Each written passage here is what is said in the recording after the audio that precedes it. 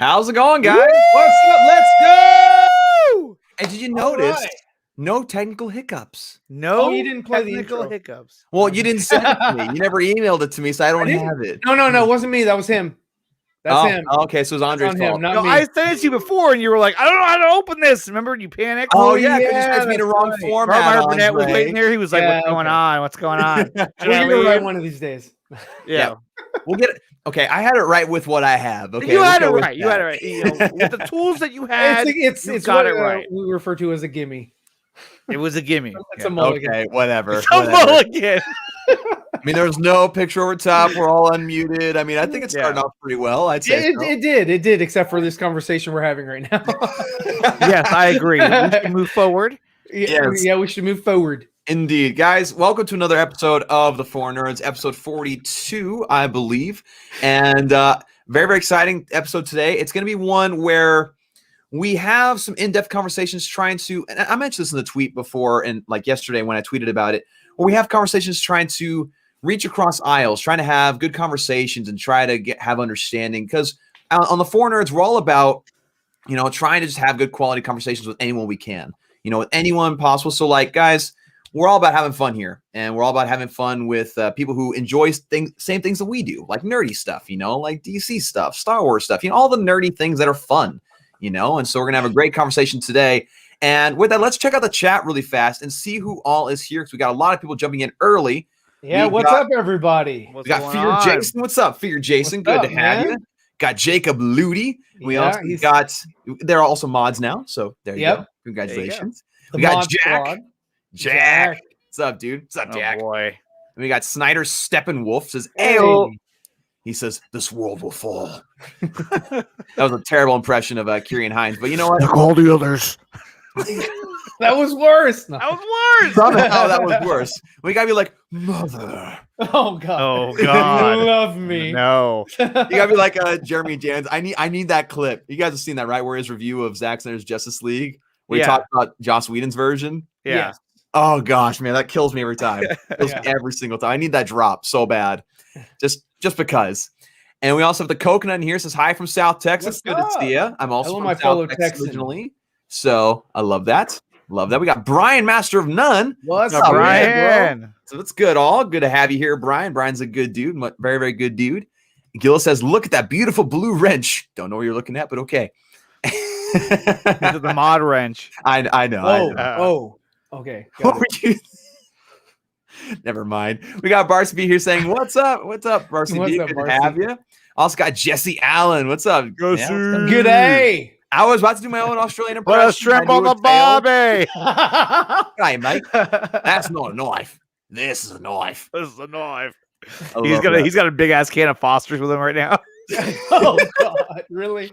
Foster's. Oh man, we got My Nerdy Home in here. What's up, Steph? Says, What's up, hello. Steph?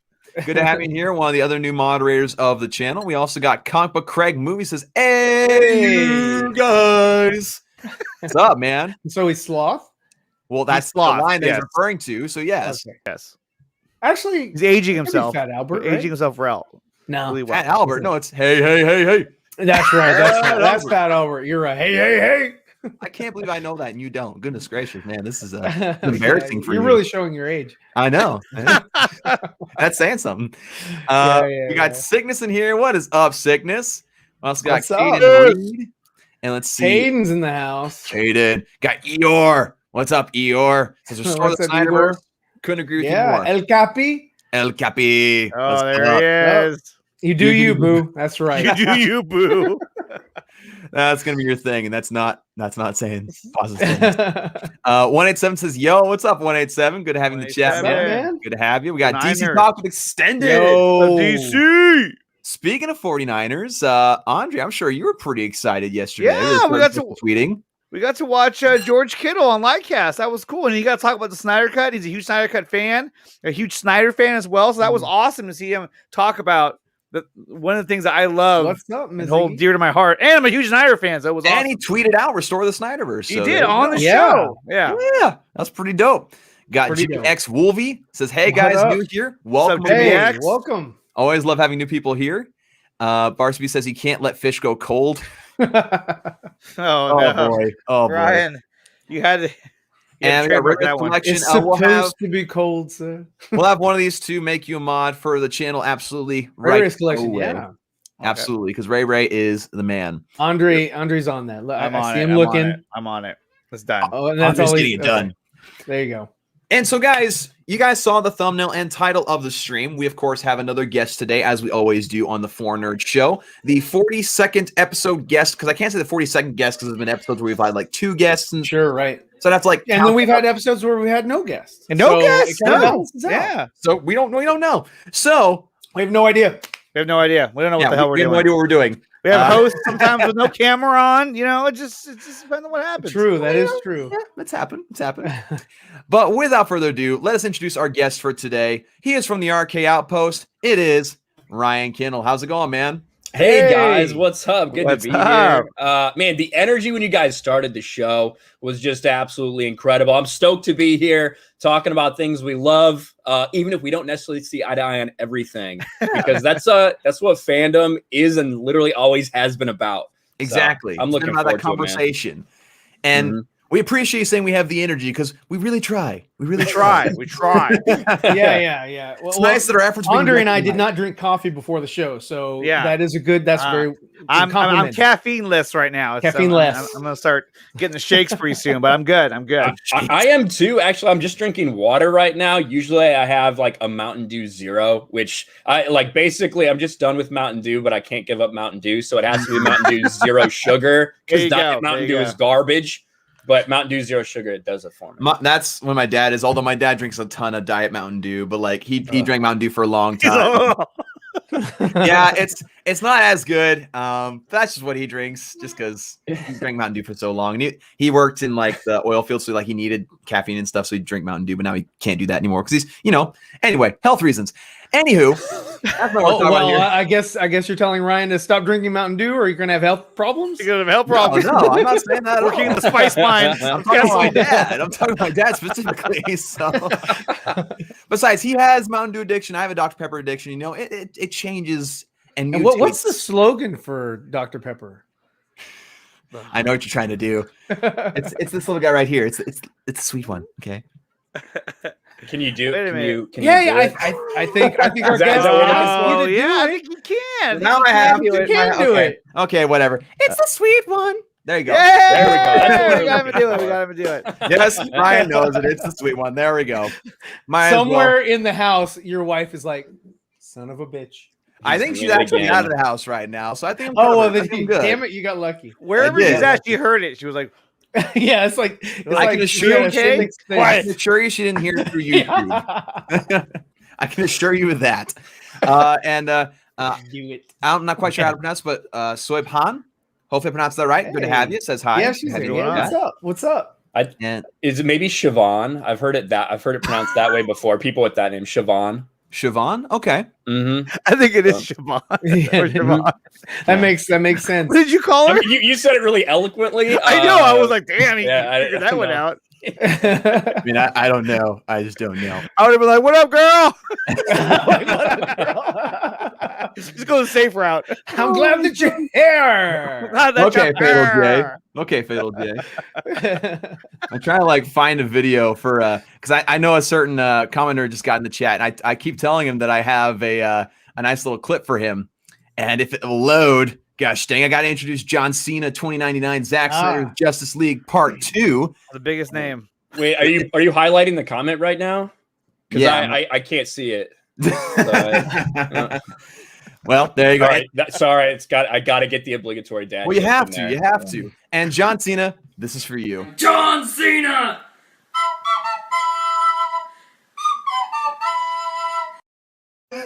That's impressive. That is awesome, actually. That is impressive. I've loved that Vine for years. I've loved it. So, John Cena, you are welcome. Yes, he enjoyed it. Not as good as the lunch trench. The lunch trench. I do not have that one, unfortunately. I would recommend you don't get that one. Don't get that one. Fair enough. Pass on that one. So, Ryan, yes, it's great to have you on the show today. I know we've been talking for a while about getting you on the show and having an interview with you and talk with you about these cool, nerdy things we all love. And the first thing we do want to talk about is something that came up today. We didn't plan on talking about this because we didn't know this was happening. Yeah. But it was the Chris Terrio article on Vanity Fair. Mhm. And I know you said you're reading it on your way home today.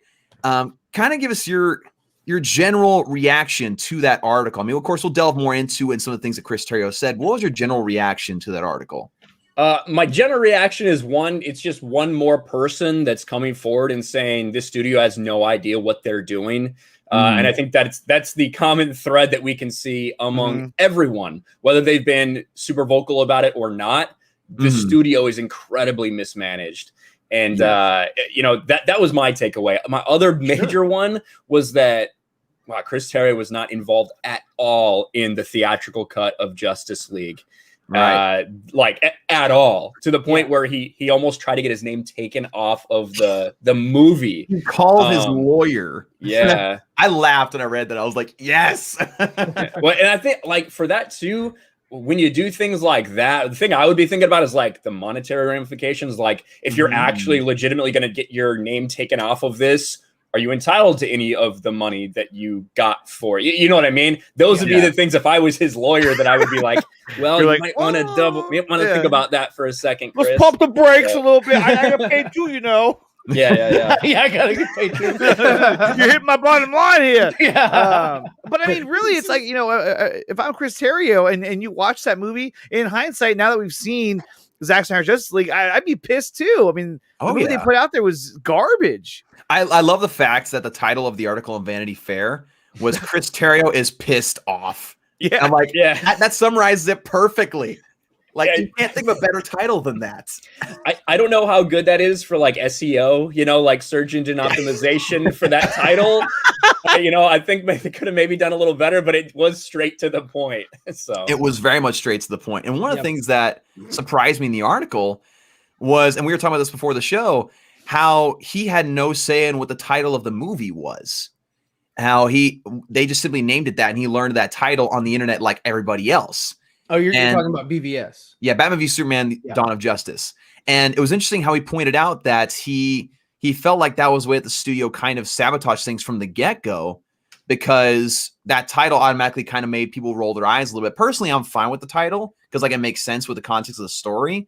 But I could see where he's coming from with how that might stir some people and make them not want to watch this thing. You know what I mean? It was just kind of interesting how he pointed that out. I would have been happy with just Batman v Superman. Leave out the Dawn of Justice. What the hell is that about? Yeah, I could agree with that. That's what we usually call it anyway. Just Batman v Superman. But I think that putting the name Dawn of Justice obviously was for just the average moviegoer who didn't know what the hell was going on. Okay, so this must be a pre-Justice League or something. So it had to have been talking to just a common fan. It was just another spoon for people to be spoon-fed.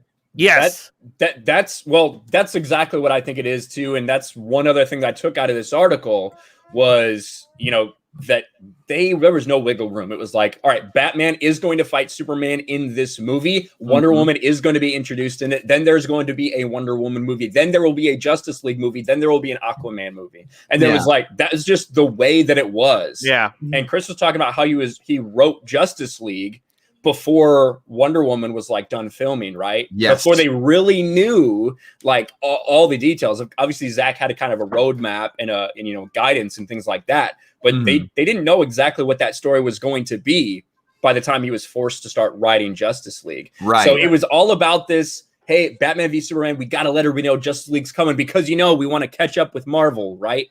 And that's what it all comes back to. Sure. And then with Warner Brothers, with Warner Brothers all the time, it all comes back to playing catch up with Marvel. That's what all the mistakes have been from, I think. And what's amazing about that is, despite them rushing to get things out, if they didn't have a better filmmaker, if they didn't have someone like Zack Snyder and Chris Terrio, it would have been a complete disaster. It was can you imagine if Joss Whedon did it? I mean, look how it turned out. You would have had carbon copy Marvel DC movies. They would have just followed the same playbook.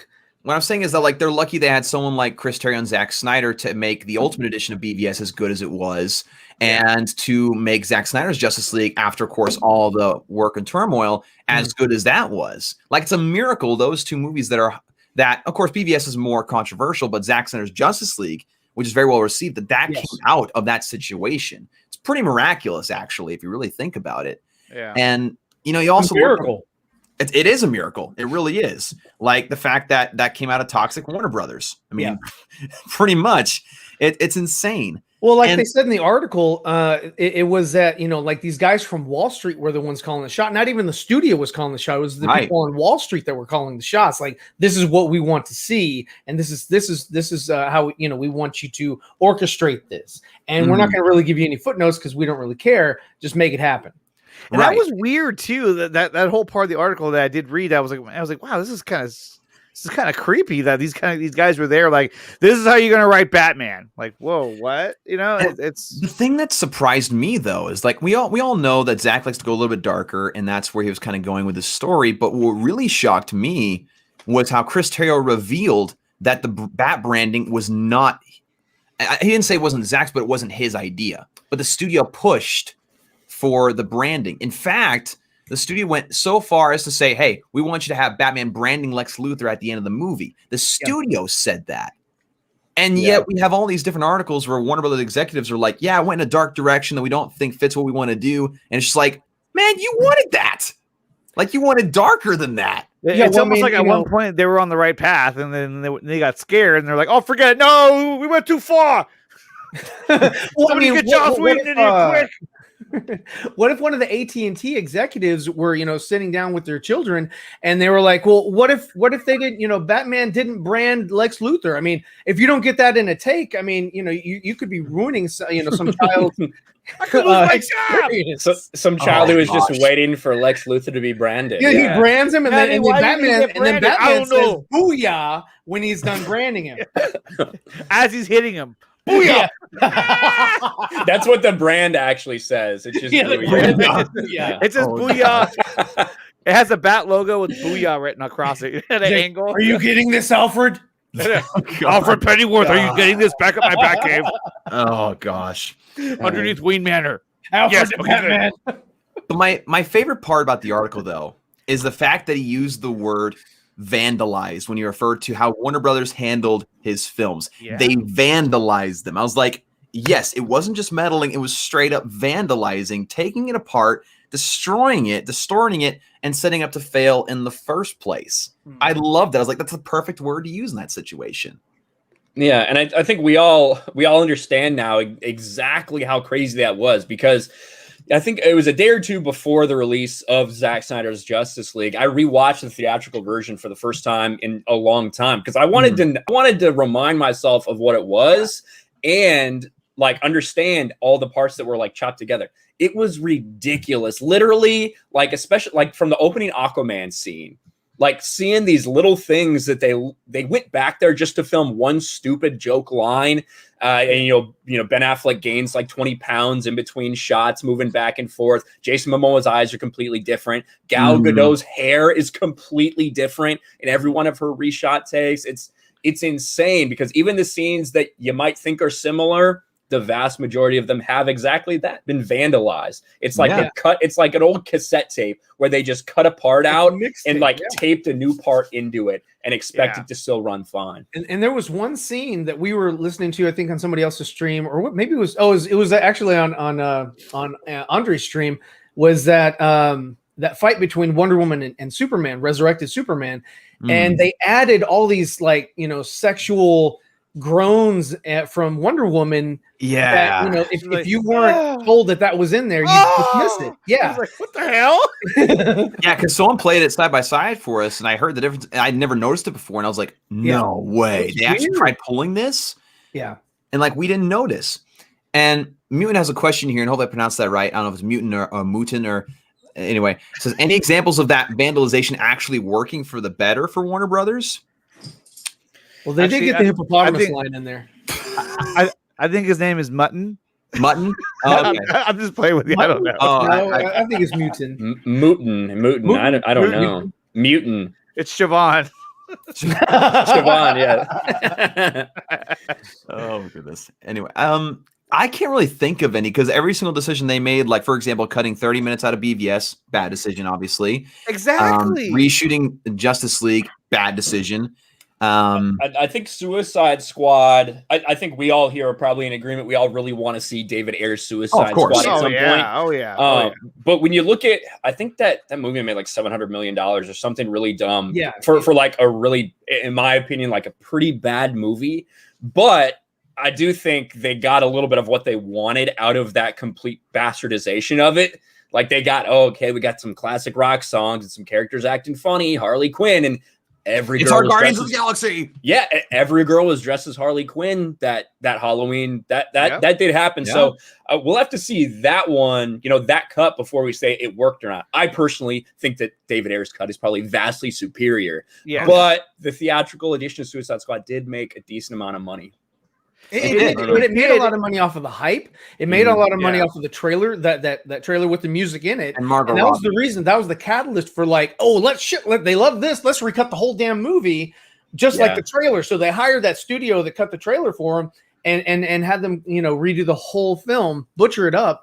And yeah, I mean, so they started meddling with Wonder Woman. They changed a lot of Aquaman. The story for Aquaman, they killed Mara's, they resurrected Mara's parent. They made it to where, the people could talk underwater. And that was a little bit different because, again, like Chris Terrio, he was saying he didn't know what was, nothing really connected very well. And they were like, let's just do what we can do.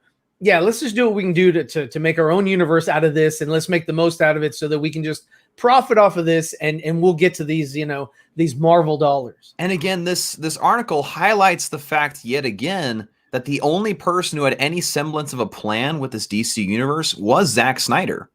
He was the only one that had a structured arc, a structured plan of how he wanted to tell a story, but nobody else there did. And they were just all like, okay, well, do this, do that, do this really quickly. And it's just like, hold up, let it breathe a little bit. Let us figure this out.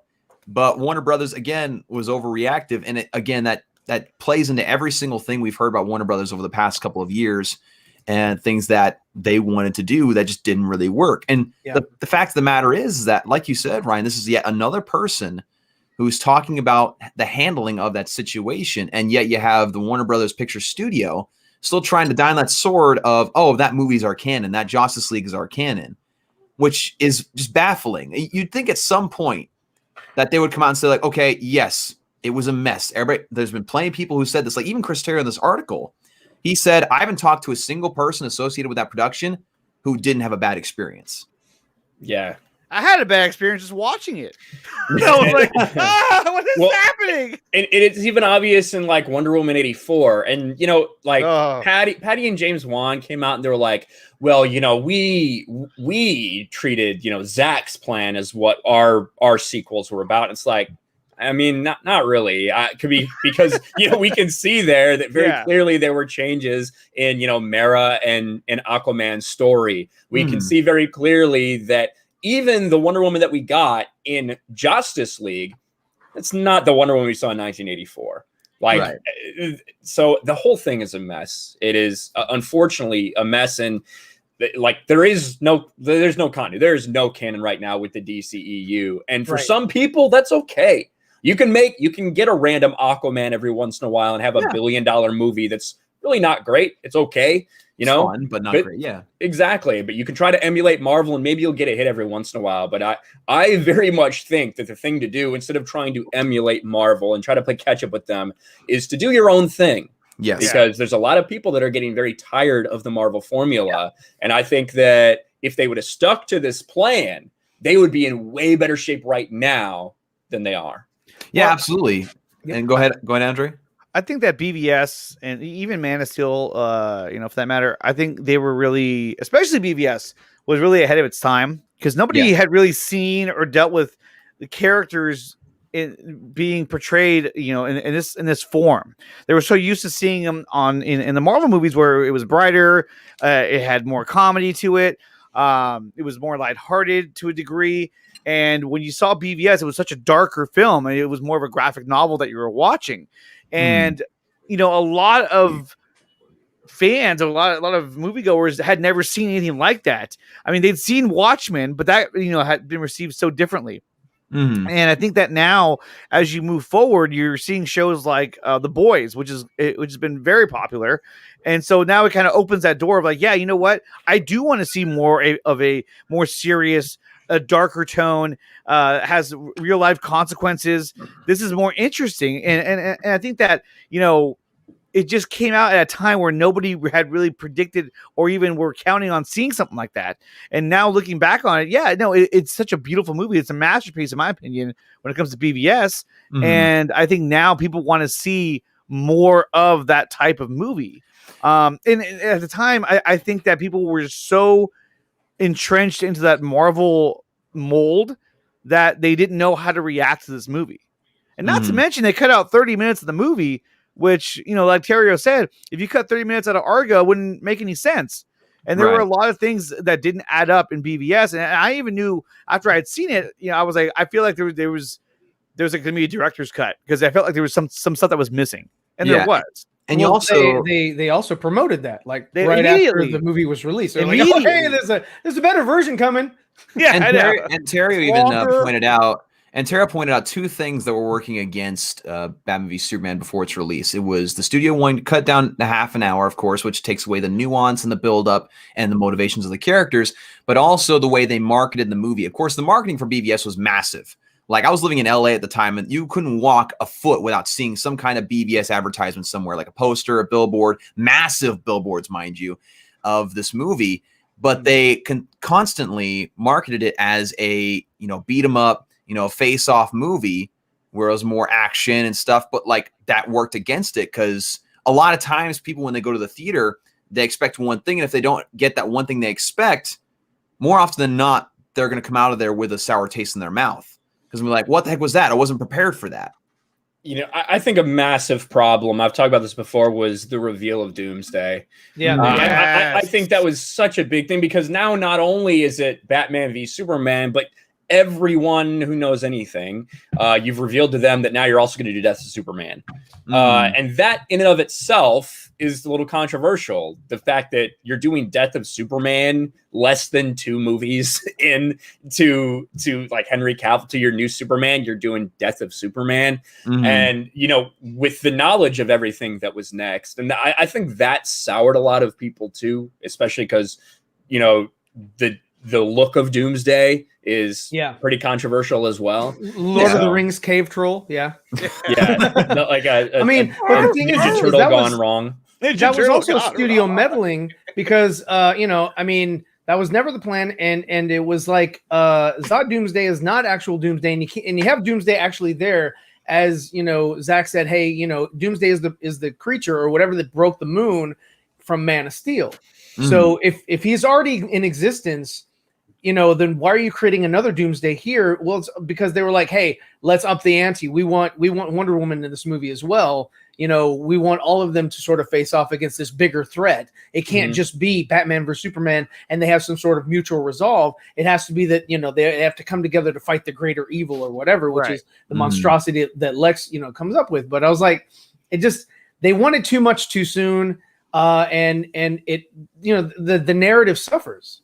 Yeah. That whole trailer where they showed Doomsday, it was a horrible trailer. I absolutely couldn't. The one before that one was fantastic. But this one, just left it at that. They should have left it at that. That should have been the official trailer. That was about one of the only things that Star Wars did right, I felt, was that when The Force Awakens came out, they only had like one major trailer, and that was it. I was like, oh, okay, that's kind of cool, because we didn't know what was coming anyway, so everyone's all like amped up. But I think that teasing the fact that you see the Robin suit, teasing the fact that 20 years in Gotham, Alfred, so there's a lot of history there. But to see Doomsday, kind of like what Ryan was saying, is that you automatically knew that he was gonna die. You know what I mean? It was like, okay, so wait, he's probably gonna die then. Well, why would you tell me that for? And not to mention, I've always believed that. I know marketing would tell me otherwise, but I've always believed that they should have never revealed, one, was Doomsday, and two, they should never revealed that Wonder Woman was in the movie. I think that would have been such a bigger shock to see her land. In the scene where she leaves the plane, when the stewardess says, the flight attendant, I'm sorry, when the flight attendant says, where are you going, Miss Prince? Then you know, like, oh my God, that really is. That's her. not Selena. Yeah. That's not Talia. Yeah, that's not Talia. But still, it would have built up more excitement to see it happen in front of you without knowing that. And it's interesting.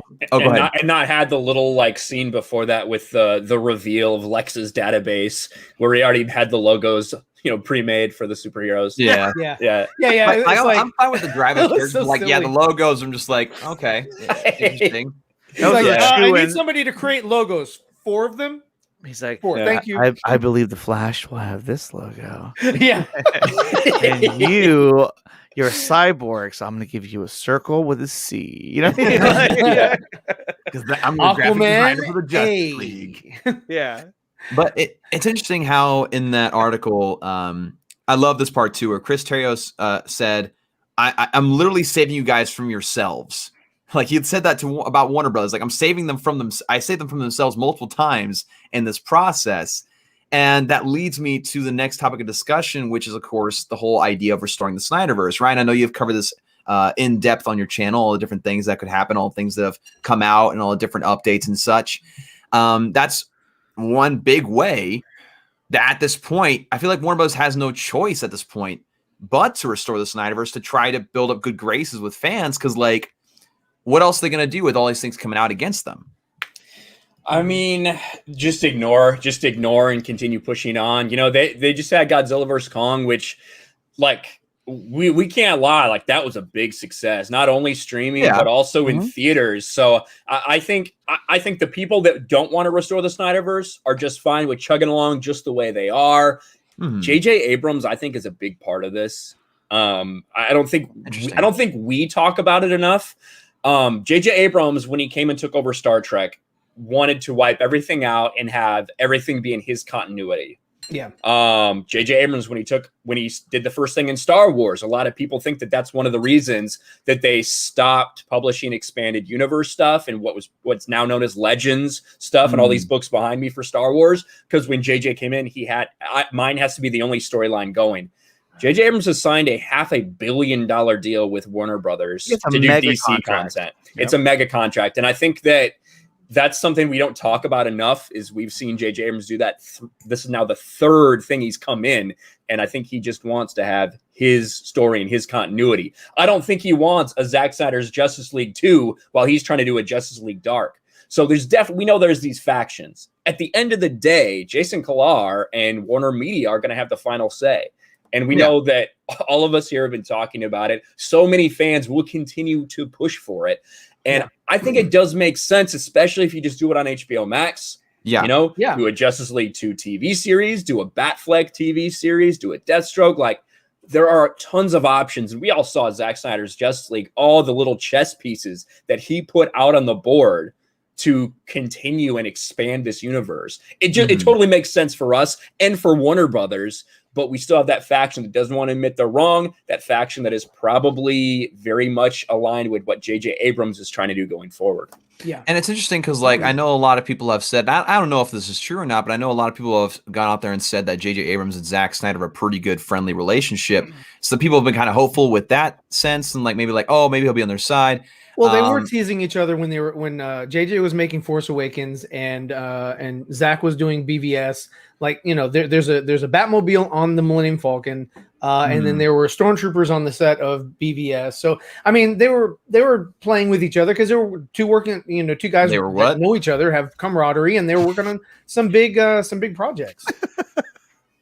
I can't believe you didn't hear me, Ryan. But okay. Anyway, no, I didn't hear you. I was. But I like this question from Mikey Gusso saying, "But what about AT&T? They were the ones who decided to release the Snyder Cut, so why not restore the Snyderverse?" That's a great point. I think the one thing to keep in mind, though, is that from everything that I've heard, is that Toby Emmerich is now in a position of power where he has one of the final says of greenlighting HBO Max projects, and so I think the whole idea is that in order to get the Snyderverse, Zack would have to repitch everything, repitch the idea of the continuation, the 2 sequels, whether it be in movie format or television show, which I think all of us can agree the TV series would be a cheaper option for them to do, just because, budgetary reasons, they'd have to consider that.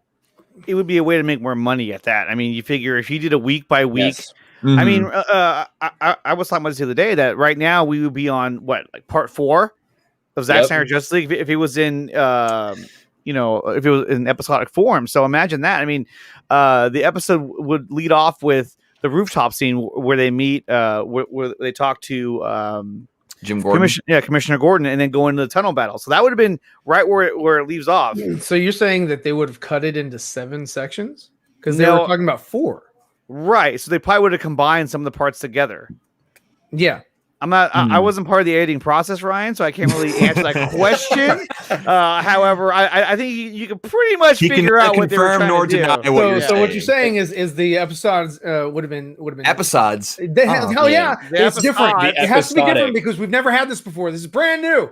Episodes. And I think also if the knowledge was going in that it would be released like this, that would obviously play into not only how they would film, but also how they'd write it. They would would know that they need to write it in episodic format. And like Nickatina said, if you did have this, I think that's the way streaming everyone's really going to focus on going. I think the Netflix binge idea is old news a little bit now. It was fine when they were like the only people on the block and had this massive market share. They could just dump a series, whatever. But now you look at, releasing it, say in 4 parts, that would have been, 4 more weeks of every YouTuber talking about it every single week. And all this free promotion and all those things, you keep it in the public eye.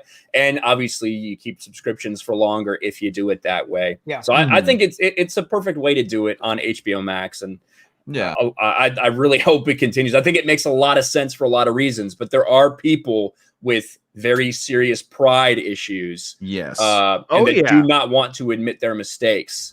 Well, I've heard that in this industry, if you admit that you made a mistake, then you're no longer in the business, or you're no longer a person that will be trusted again. You're no longer an asset. Yeah. Right. Yeah, you suck, basically. They're like, I don't want to suck. You're out. You're out of the.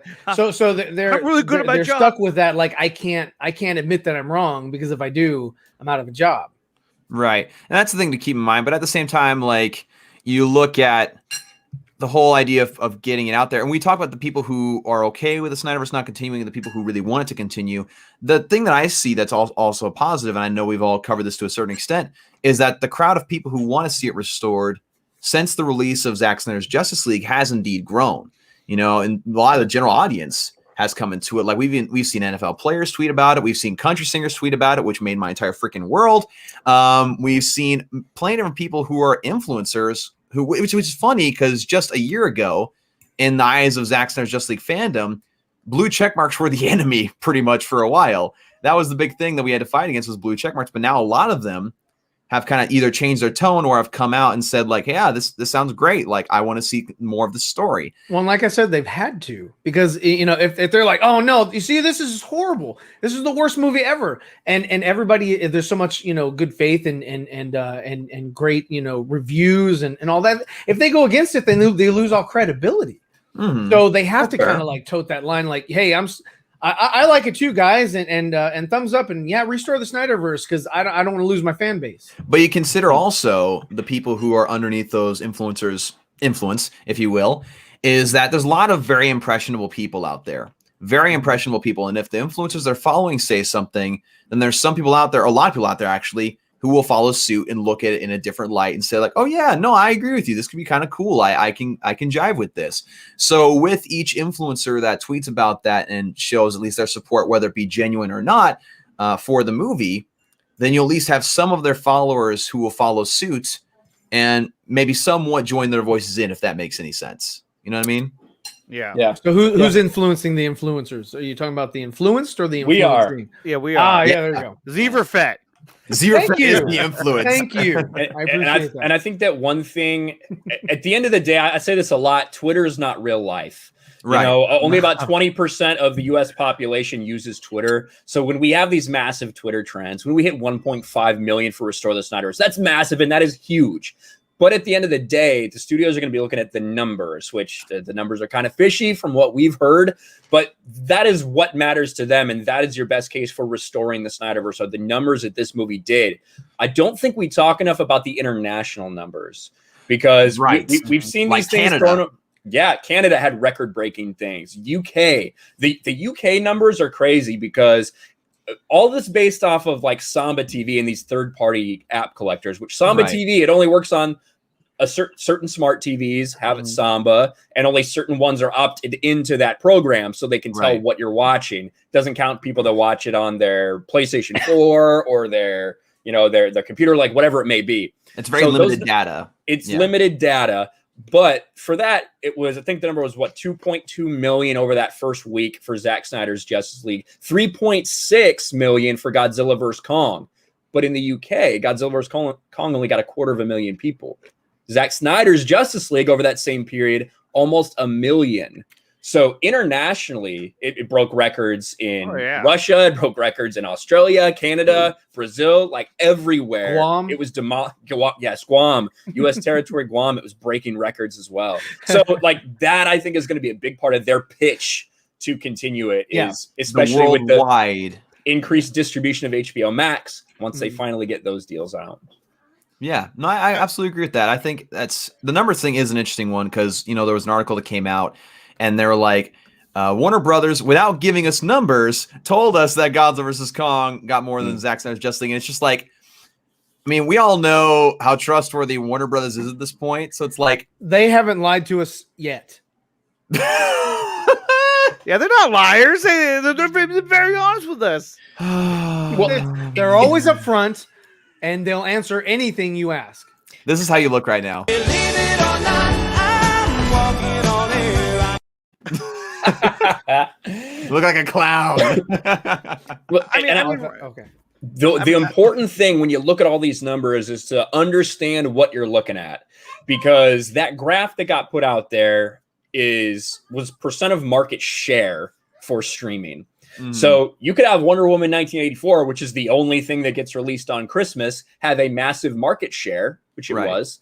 And then you could have Godzilla vs. Kong have even more numbers, yet have a smaller market share because there's more things going on, more things have been released. And especially when you take into consideration Zack Snyder's Justice League went up against Marvel's big new premiere, Falcon and the Winter Soldier, the legacy of Captain America, heavily promoted by Marvel. You know, that's a big deal. That is a big deal. And the fact that when you look at the other data that they provided, which was percent market share per film, I thought it was interesting that Zack Snyder's Justice League ranked far ahead of Wonder Woman 84, even when they used the 19th through the 21st instead of the 18th through the 21st. That's all the ways they manipulate the data. Exactly. Every single time I've talked about data, they use it in very warped and misconstrued ways. Where it's like they have to. Yeah, they're like, oh, well, the people won't look at the context of this, but like, yeah, it had more or it had less in first 5 minutes than what it had in its first week. It's just like, hold on. If you look at the numbers of HBO Max in 1984, you'll see that. Yeah, it's interesting how they like misconstrue this You account stuff. for inflation. You account for inflation. And it's funny because it shows two things that Warner Bros. One wants to manipulate the facts that Zack Snyder's Justice League was more successful than they anticipated. And also two, they want to confuse other people who don't read into the context and make them think like, oh, it wasn't that successful anyway, so why should they restore the Snyderverse? Yeah. Which is unfortunate that they think we as a fan base are that stupid. Yeah. And I think a lot of people are getting caught up in like, I just can't believe that Godzilla vs. Kong beat it. You know, that really shouldn't matter, because at the end of the day, shouldn't matter at all. Godzilla vs. Kong could have gotten 10 times the amount of streaming numbers. It doesn't really matter. What matters is what Zack Snyder's Justice League did. If those numbers were impressive compared to what they felt it was going to get, if that means that it is, you know, is financially is this property marketable enough to continue for them? Exactly. Exactly. And there is a market for it. And when you're talking about Godzilla versus Kong, I mean, that appeals to such a broader audience as well. I mean, I had coworkers who were like, oh, yeah, dude, it's going to be hell sick. I'm like, are you going to watch Zack Snyder's Justice League? What is that anyway? Like, you know what I mean? So, like, the average moviegoer could say, yeah, I'm going to watch Godzilla versus Kong. I mean, who wouldn't? You know, I want to watch Godzilla blow a hole through the middle of the earth. You know, it's just even if it doesn't make any sense. It doesn't make any sense. It doesn't make any sense because they had to do this like warping shit to get there, and then you can just blast his way, and then Kong just swings his way back. Yeah, Like, and they just what? fly right through like it's nothing. Like, oh, Like, back. yeah, this was easy. It's Yeah. okay to turn your mind off for those movies. It's Yeah, okay. to a certain Well, extent. Yeah. exactly. Well, that's the thing. It's like, well, what you think there's supposed to be a story? Yeah, kind of. I mean, we're Yeah, being told a a little story. So I mean, let me I get like this one. straight. So Godzilla beat Kong, but then Mecha Godzilla beat Godzilla. So then, therefore, that means that Mecha Godzilla could defeat Kong. That's It's it. It's That's so it. funny. It's so funny. I mean, I know we're not going to talk about this too much, but I just wanted to address this because some people have this weird thing. After he where, got like a defibrillator on his heart. Like, yeah, Yeah. people are just like, let's go. oh, Kong actually beat Godzilla because Kong beat This vehicle Mechagodzilla, who was was beating up on convenient. Godzilla, and it's just like that's not how it works. It's not how matchups work. Like if people know football, you could have a team that's 13-0 going up a team that's like 5-6 and lose against that team, and then beat another team that's like 11-2 the next week. It's all about matchups, Yeah. right? It's not And they necessarily about work like together as well. It's like, Yeah, I was hey, gonna say, and Godzilla also- charge the axe, you know? yeah, Yeah, exactly. and also, it would be like if those two teams then played one team. So Yeah. yeah. Exactly. Yeah. Yeah. No, but I mean, look, you know, we've all talked about Godzilla versus Kong. I know Dawson and I talked about it on Monday. Shut But- up, you idiot! What the hell? I don't think. No, we that's did on the stream, but what I'm saying is that it's just I remember that conversation. no. But what I'm saying is that I do obviously. But what I'm saying is that like the storyline, you're like, oh, you know, are we supposed to have a story? Well, I mean, they did have a story for the most part, and then once they got to Antarctica, it was like, oh shit, now what do we do? Like once they got Kong into his little castle. Those the other three, the girl, the I guess the cast from Godzilla versus or King of the Monsters were not needed for this whole fucking movie. Yeah, like the No, they dad weren't. just showed up every so often, like, "Where's my Yeah, daughter?" Remember me? Millie Okay, here Bobby I go. Brown, get her, put her back on Netflix, keep her off Yeah, HBO Max. like, Like she she was had no useless in this purpose. movie. She It had- was useless. Useless. Yeah, that part Um, was pretty ridiculous. But I do think that movies like that, I see, you know, on YouTube you hear the term like evergreen content, which is something like stuff you make that's not necessarily topical, but it will continue to get views over time just because people search for that thing. That's Yeah. what Zack Snyder's Justice League is to me for HBO Max. That is something unlike Godzilla vs. Kong, which I'm never going to watch again ever because there's no reason to. Exactly. Like that's something, not saying it's not bash on it or anything like that, but it's that's what it's supposed to be. It's supposed to be a popcorn munching, consume this. Yeah. Wow, that's fucking crazy, and then go back to your life. Whereas Right. that's not what Zack Snyder's Justice League is. Right. That's something that you're going to watch time and time again. At least a lot of people are. Yeah, absolutely agree. Absolutely. I mean, the special effects in Godzilla vs. Kong were really, really good. Don't get me wrong. I thought they were amazing.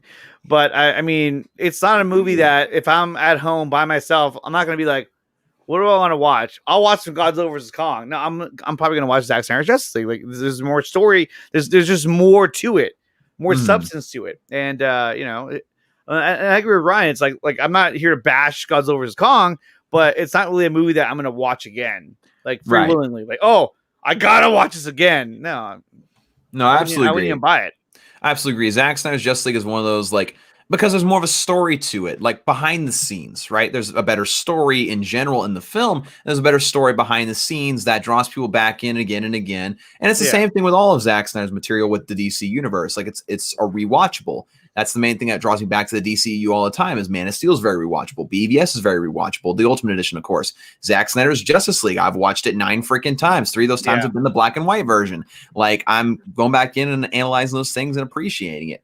And I think if Zack Snyder goes in and pitches again the universal worldwide numbers, and he pitches the story that he has and shows the numbers of people interacting with it on social media, not just on Twitter, but Instagram, Facebook, and all of that, I don't see how they could turn it down. And there's a lot of people saying like, well, if they were going to continue it, they would have announced it by now.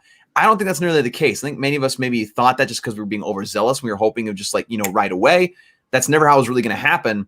But they have to, of course, there'd be contracts worked out because this is a 4-year-old movie, Yeah. right? This is a movie actually 6 years, if you really think about it, in the making. And so, of course, contracts need to be figured out. They'd have to figure out like budget and stuff, which I'm not necessarily convinced that it's the case, but like, why do people think that New Gods and The Trench were canceled?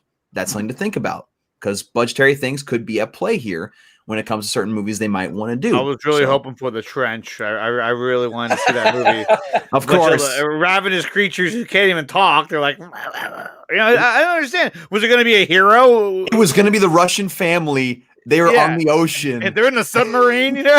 I think there's I think Jeff Johns had a run like about the trench like years ago, but like that was like spawned from, oh my god, we just got $1 billion, guys, we just got $1 billion movie, we're gonna do 1 million things, we're gonna have a Mara spin-off movie. Oh wait, Amber Heard, people don't like her anymore, shit. You know, like that's what I think the trench Green Light spawned Aquaman from. 2. The New God stuff, that to me, one, I am not a Tom King fan. I am not an Ava DuVernay fan. I thought those were the wrong people to be making a New Gods movie. I didn't think a New Gods movie made sense, especially when we knew what we were going to see in Zack Snyder's Justice League. And I don't think anyone would accept what I think the versions would probably have been that we got from those storytellers. So that to me, it was very like, why is this? Is it really just we don't want to put two dark sides back to back? Or was it maybe we want to leave room to have more stories told, like with these characters? Right. It's definitely something to consider for sure. They didn't have to tell us anything, to be honest. I mean, you know, the New Gods has been in development hell for years. It's gone through so many script rewrites. Everything. Yeah. They're like, hey, remember Blue Beetle? Yeah, let's talk about that again. You want to talk about Blue Beetle? Yeah, let's talk about that. Yeah, okay, we'll do that. Okay, so the Blue Beetle guys. Yeah. Pretty much. He's gonna be it's an all Latino superhero. Latinx, our first Latinx. Yeah. And you know, and that's what they're doing. They're just dropping all these hit pieces. Like, yeah, Latinx, here we go. We got this. It's kind of like, well, okay, hold on a minute.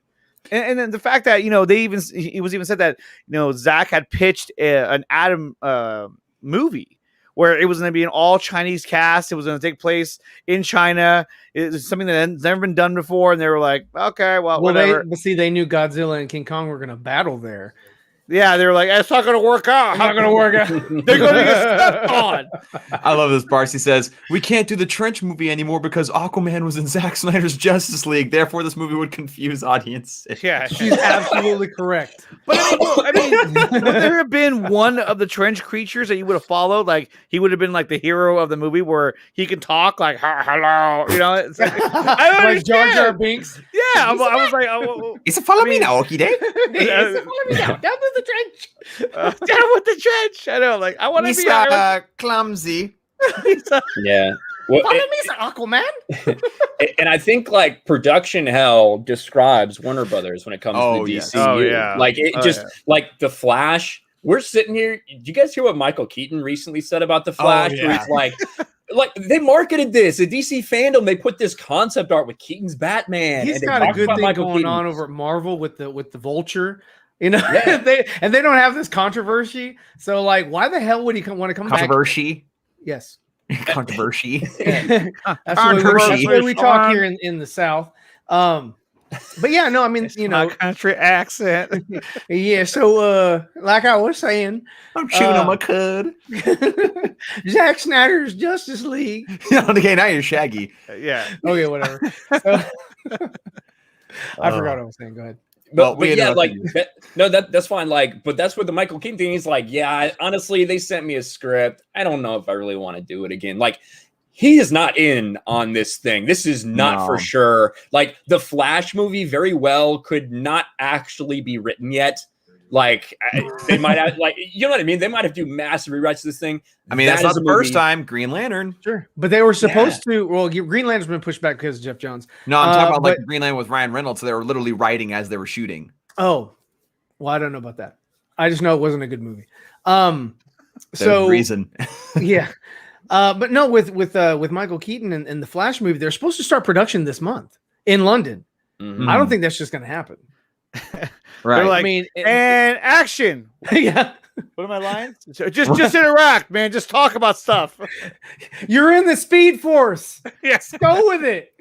Keaton, run while you can. Brian says, nice try, Dawson. You're still the king of slip-ups. That's fair. That's fair. It's definitely fair. That's totally fine. But anyway, so again, I feel like all of us here feel like there's definite reason to restore the Snyderverse and that there's Oh, ways yeah. that it can happen. And of course, I want to transition over to another topic, of course, still involving the Snyderverse and everything, but it's about another article that dropped this past week.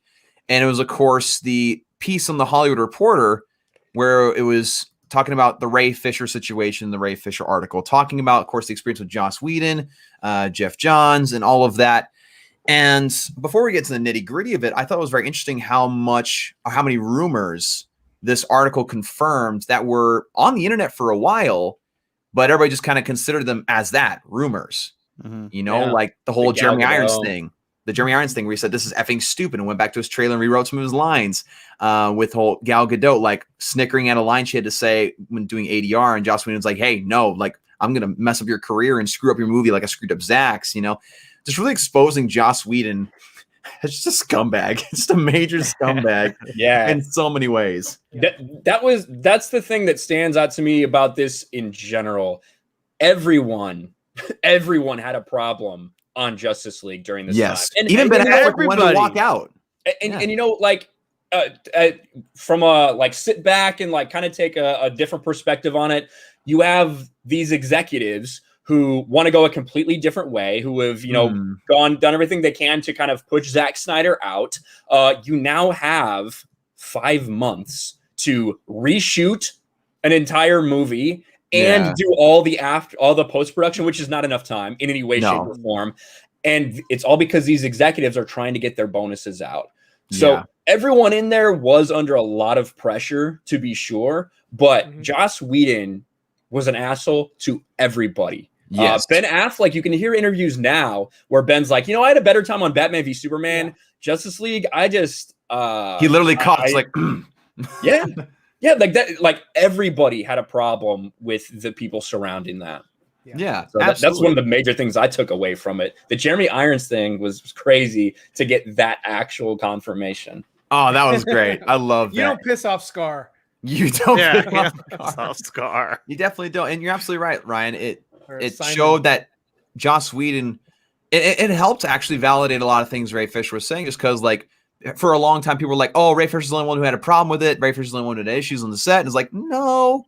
Yeah, everybody did. Everybody had problems with this whole situation that they had here. And you're right. It was definitely a stressful situation that was made only worse by a director who was very egotistical and felt like he wanted to prove something after Age of Ultron, which is just like, okay, this is not the time or the place to do it, especially in the way that he did it, you know? And well, I think he was bitter to a certain degree.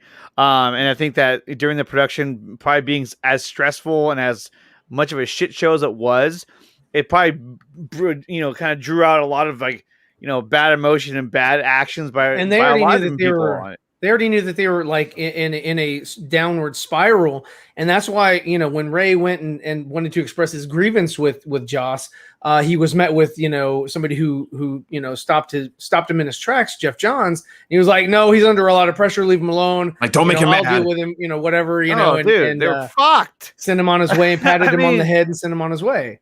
You know. But really, and I was saying this the other day, is that it really feels like when it comes to Jeff Johns, that here is somebody that you put in a leadership role, but doesn't have any leadership skills and doesn't know how to be a leader. They're in like, that, hey, you know how to write a story. Come over here and meet these guys. you're the co-president now, DC Films. Okay. And then Congratulations. when he has to talk to Ray Fisher, he's like, hey, you went and got your agent? That's not cool, man. I thought we were friends. Like, yeah. He's like, we just hate for you to get a bad name in the business, Ray. I know. It's like- You want to ruin your career, dude? That's a bad idea. You know what I mean? Like The way that I've always You read viewed, Green Lantern? the way I've always viewed Jeff Johns is a guy who wants to be Kevin Feige. Like that's always the way I've seen him. Like that is where he wants to be, but he has no idea what he's doing in terms of making movies. I think that's very obvious. So like that is what to me, his motivations. I want to be the Kevin Feige for DC. So, you know, we're going to make this work no matter what way we have to. Zack Snyder's gone. Like, this is the train we're rolling with. We just got to get this movie out and then we're golden. That's kind of how I feel it went. Oh yeah. And I think Ray specifically, I think Ray Fisher's experience is a lot different. because he was the dude who this was his first time making a movie ever. He's a theater guy. He's not a Hollywood actor. So he comes into this and he gets an experience with Zack Snyder, who Zack Snyder is an aberration in Hollywood. Zack Snyder is not a normal person. Zack Snyder's a dude. He's an anomaly. Yeah. He's an anomaly because every single person, from the actors to the writers to the producers, all the way down to the guy that sweeps the floor, loves Zack Snyder and are loyal as hell to Zack Snyder because of the way he treats everyone. That's not normal in Hollywood. So I think for Ray, he went into this situation with that and being able to help like write this story that he was like very invested in with Cyborg.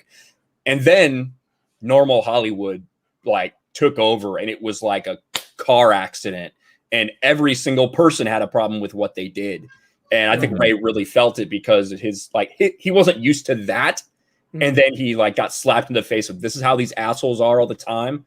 That's how I felt about it. Yeah, sure. It was like, you know, that was I think the, it's somewhat a normal, but but also just a little bit more intensified. Of course, like we talked about with the cast members, like Ben wanting to just have everybody walk out and everything, and just how bad of a situation it was overall. Like from everything that I've heard, them pulling Ben out of rehab for reshoots, which is just, I mean, come on, that's just messed up. That's we need you to come out of rehab real quick. We need you to shoot some scenes, real. Yeah, we need you to lay on the ground and say you're bleeding. Yeah, it's disgusting to me. Oh wait, you have a mustache too? Damn it! Oh, we had to CGI that out again. Dang it! But you know, there was a lot of things in this article. Go ahead, Andre. Well, the thing I was gonna say about the article that was just so stupid, and to me, this again shows a lack of leadership coming from Jeff Johns in terms of being in that position. Was when he told Ray like, "Hey, so don't think of yourself really as like Frankenstein. Think of yourself as like." You know, a Quasimodo, like it's like dipping his shoulder. I'm like, why would you use that as like your example? Like, if someone told me that, hey, you're not Frankenstein anymore, you're more like Quasimodo, I'd be like, I know. It's like, how can I go from being a doctor to being a monster? Well, yeah, that's pretty good. Well, and that's that. Like, when you look at all the things that happened, they were doing everything they could to like lighten the tone, right? Lighten the tone, make things happy, like all these things.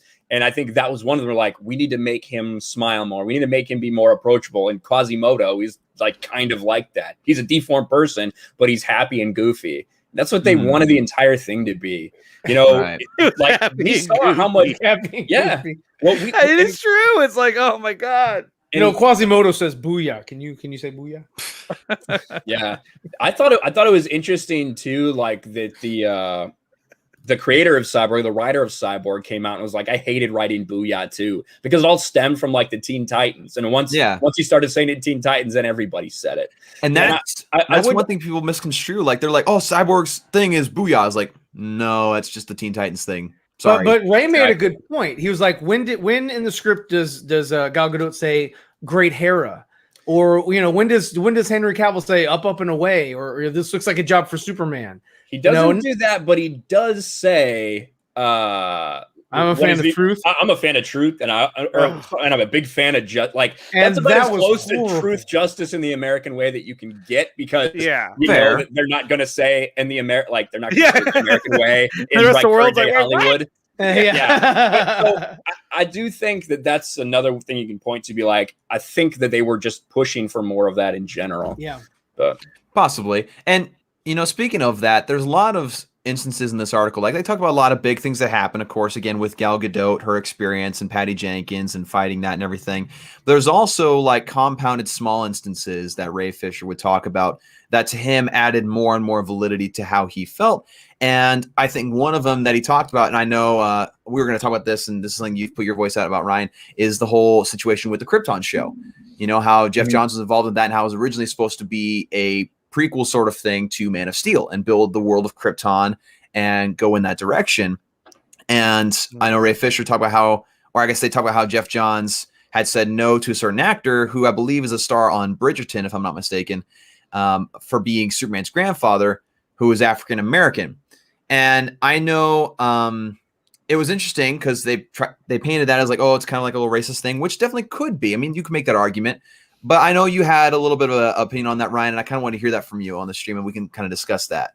Yeah, to me, I think everybody is very tense and everyone's looking for like reasons that this thing is racist and this thing is sexist and this thing is bigoted. And I think in a lot of ways, those words have kind of lost their meaning in today's society because like people get called racist for their most ridiculous things or transphobic or whatever it may be. In this case, like for me looking at, if this quote is accurate, if this quote is Jeff Johns saying Superman's grandfather can't be black in this show, to me, you're already marketing it to kind of a fringe group of people because it's a random show on Sci-Fi and it's about the ancestor of Superman. I think he said we need someone that like kind of looks like Henry Cavill because that's the whole thing. The reason people are going to watch this is because this character you're trying to connect into Superman. I think so many people will be out or not understand what was going on if you're like, yeah, this Superman's granddad, he's black. Just because the vast majority of people don't know the codex. And let's be real, like the codex and that isn't necessarily the way that it is in every single Superman story. In fact, it wasn't until I think the 80s that really even started taking off, where it was like, yo, Kryptonians, we don't have any natural births. I think that was like a story in the 80s or something. So to me, I get why they were doing it. And they did race swap a lot of characters in this show already. So I think that pushing back against people that they even said they wanted a non-traditional cast and saying, listen, we need a Superman who kind of reminds people of Henry Cavill, or a Seg who kind of reminds people of Henry Cavill, because that's how we're marketing the show. This is Superman's grandfather. You're supposed to have this connection. That makes a lot of sense to me. That's true, and you can definitely make the argument like someone who's Caucasian, for example, if you look at simple genetics, like you could have someone who's Caucasian. It's very unlikely for them to have a biological grandfather who's African-American, although I do think I want to present this because I think Ray Fisher had an interesting point when he pointed this out, and I'll get this banner out of your way, saying, I appreciate Jeff Johns bringing on a crisis team to try and explain away his discriminatory behavior, but his excuses are weak, which we can all pretty much agree. There's a lot of excuses in this article that were pretty weak in regards to them talking about like, like he wrote a comic about this character, therefore he can't be this and that. It's like, well, it's not really how it works, but okay. But he said, if Jeff believed fans expected Superman's grandfather to look like a young Henry Cavill, why was he okay with Zod's not resembling Michael Shannon? And I think it raises an interesting point because, like, you do have the one hand where, like, yes, you want kind of continuity and all that, but I'm curious to maybe hear your opinion, Ryan, on maybe this take on the situation. Yeah, well, I would say that one, if you've watched Krypton, it's very clear that it's not like a prequel to Man of Steel. Even if that was like how it was initially being developed, it's not what it turned out to be, like in any way, shape, or form. In a lot of different ways. But also, you're not marketing the show as, hey, this is General Zod's Grant. Like, you're not marketing it that way. You're marketing the entire. If you guys remember, I remember the lead up and the media that they put out there for it. It was see Superman's grandfather, what he has to do to save his son's future. So I mean, even in the show, they introduced Zod himself. He went back to the past, met his grandmother and mother or great grandmother, I guess. And yeah, I mean, so they did cast somebody, of that, lineage or whatever. So, I mean, he was in the show and it wasn't Michael Shannon. So I agree with Ryan in that, yeah, you could definitely tell watching the show, which I could only get through the first season. Second season was horrible. Second season kind of goes crazy. Like, I got lost at Lobo. I was like, no, you're not Lobo. You're I don't know who the hell you are. You're cosplay. You're cosplay Lobo. So But like it's interesting because you have to ask the question: at what point was the actor for Zod cast, and what point was the actor for Superman's grandfather cast? You know what I mean? Yeah, you definitely have to ask that question. And if they were cast at around the same spot, then maybe you can have more of this conversation of like, oh, then why this instead of that or whatnot. But if maybe like say Zod was cast after they decided to not have it be a Man of Steel prequel, then that would kind of change the conversation. But the fact of the matter is, we just don't know. We just don't know exactly when that casting happened. Yeah, we don't know. And like that was my thing because I saw a lot of people taking that and be like racist Jeff Johns. And I take things like that pretty seriously. Like that's that's a legitimate thing that, and I know Ray even said in the very big, I think in the beginning or at the end, one or the other of this article, he's like, hey, listen, I don't want to get these guys fired. I just don't think they should be in a leadership position. Right. And I saw a lot of people saying this is racist Jeff Johns. And I think that's a pretty heavy accusation to label on someone that should have a lot of meaning. And I personally don't think that saying, hey, listen, for this, what we're marketing this as Superman's grandpa, like, it's going to be so much explaining. We can't have a black grandfather for Superman. That really wouldn't make sense for what we're trying to do. I don't think that that's racist. Now, if all these things are true, like, and like what you laid out, Dawson, could it be like racially insensitive or something like that? Like, absolutely. Yeah. But that was my thing, because I woke up and I saw that going around. I'm like, I don't know about that. Let's pump the brakes a little bit. No, I could agree with that, because, like, you know, when it comes to racism accusations, that's like you. It's something I take very seriously. It's one of the things where it's like, it's not a word that I personally throw around very often, just because, you know, you have to really analyze the situation. You have to analyze it situation by situation, and you know, it's just interesting how all these different small things kind of compound and paint a picture of that. And also, I kind of want to add this too. I think it's interesting to discuss this actually. Is there's the conversation of whether it be race swapping or casting someone of a different race than maybe normal. A lot of times you can definitely, you know, make the narrative like, oh, they're just trying to be diverse. Sure, they could possibly do that. I think one thing that I like to go back to as well is the idea that maybe they decide to go that direction. At least this is my own thought process here of what I hope might be happening, is that they cast the actor because they felt like they could portray the role better than someone who was typecast, if that makes sense.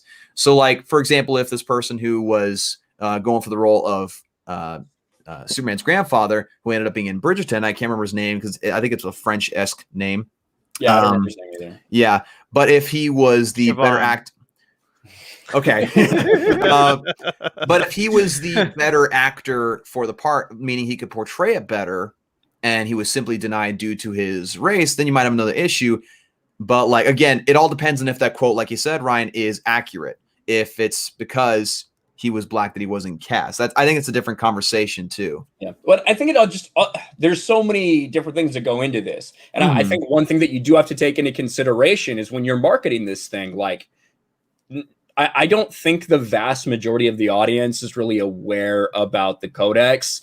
And True. like how it works. So, and like, unfortunately, it was left off in Man of Steel. Like, they never reference it again in the other two movies. Yeah, I mean, we know about it because we follow it, but I mean, the average person is going to be like, "What the hell's the codex? What's going on here?" And there's a lot of iterations where even though they use the codex, a lot of iterations of this story has them still combining their DNA in a way that makes, like, their ideal child, like, whatever they want. So there's a lot of complexity to this. And I think that just being like, well, hey, like, he didn't want a black man to play Superman's grandfather, racist. I think that is like a little bit too far of a step to me. But you're right, Dawson. When you look at Zack Snyder movies, for instance, one of the things I always bring up, intent matters to me. If you are just race swapping someone for a virtue signal, I don't like that. I don't like that because that's what these corporations do. That's a reason where we didn't really get into Star Wars at all, but there's a reason that Star Wars and Lucasfilm tweet out hashtag Black Lives Matter, Black History Month, all these things. But then when you promote the movie in China, you shrink the character of Finn so he almost can't be seen because you care more about money than you actually care about these virtues that you're trying to signal for. Same thing with the lesbian kiss that they put in Rise of Skywalker. They cut that out in countries where they don't like to see that because they wanted it put out there because they wanted to make money. So that's always what it is to me. Is this just an empty virtue signal? Are you just doing this for points? Or, like what I see in a lot of Zack Snyder movies, like, because it makes sense. Because Jason Momoa, even though he doesn't look traditionally like Aquaman, he, like, embodies what Zack Snyder was going for that iteration. Right, he fit the role and he nailed the audition that Zack was looking for. Right, exactly. And that to me, there's a lot of nuance and a lot of complexity that goes into it, and intent matters. So that's That's what I think when it comes to race bending or race swapping characters. Mm-hmm. Yeah, and kind of going back to the codex, I think you do make a good point that the general audience doesn't really understand the codex.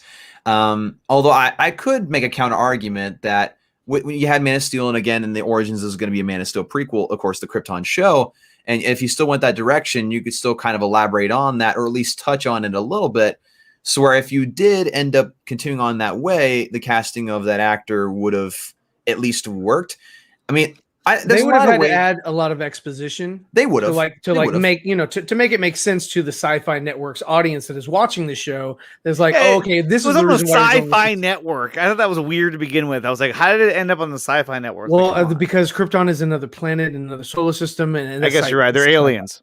Yes, it wasn't supposed to be, but then they looked at the visual effects. They're like, yeah, this belongs on Sci-Fi. But yeah, it all just it all just depends on the verbiage of the conversation that Jeff Johns had with the creators of the show. I think the one part of the Ray Fisher article that I think was, I'm not going to say the most damning, just because again, I don't throw around those terms of like racism very, very lightly, you know what I mean? But the situation with Nadria Tucker, for instance, with the whole like black people hair thing, like, again, as a Caucasian person, I can't speak on if like that's like a thing of theirs or whatnot. The thing that I kind of had an issue with was when Jeff told this writer, who's an African-American woman, like, no, it's not an African-American thing. It's like, okay, that's kind of overstepping your role a little bit. Like, you know what I mean? It was kind of weird.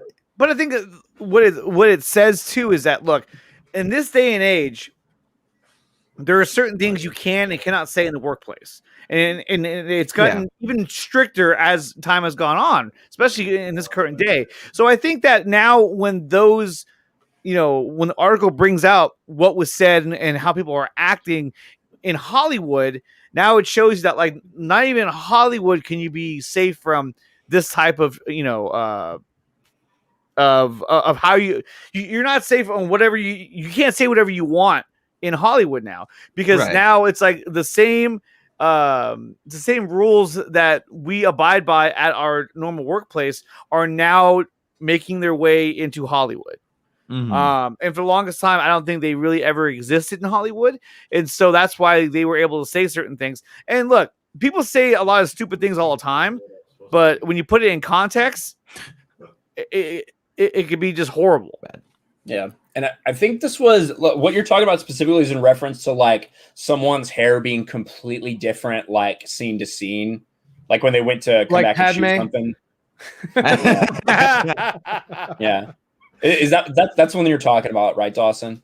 Well, the changing of the hair from like day to day and like the different because they were like doing certain scenes like even like on the same day or like supposed to be the day after, and the hair ended up being like drastically different. Like again, who knows how it actually went down when you go after it, like trying to find these things and you accumulate all these things you put on an article. Yeah, it does sound bad.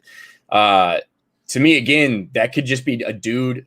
Like, I don't like Jeff Johns. That could be a dude who's trying to do this executive producer, this thing, and it's just not going well for him because he's never going to be Kevin Feige, because he doesn't belong on a TV set. He doesn't belong on a film set, and being like, listen, okay, we got to have this. We got to have the hair the same between these scenes. It doesn't make sense. Okay, that's not an African-American thing. Let's just do this way.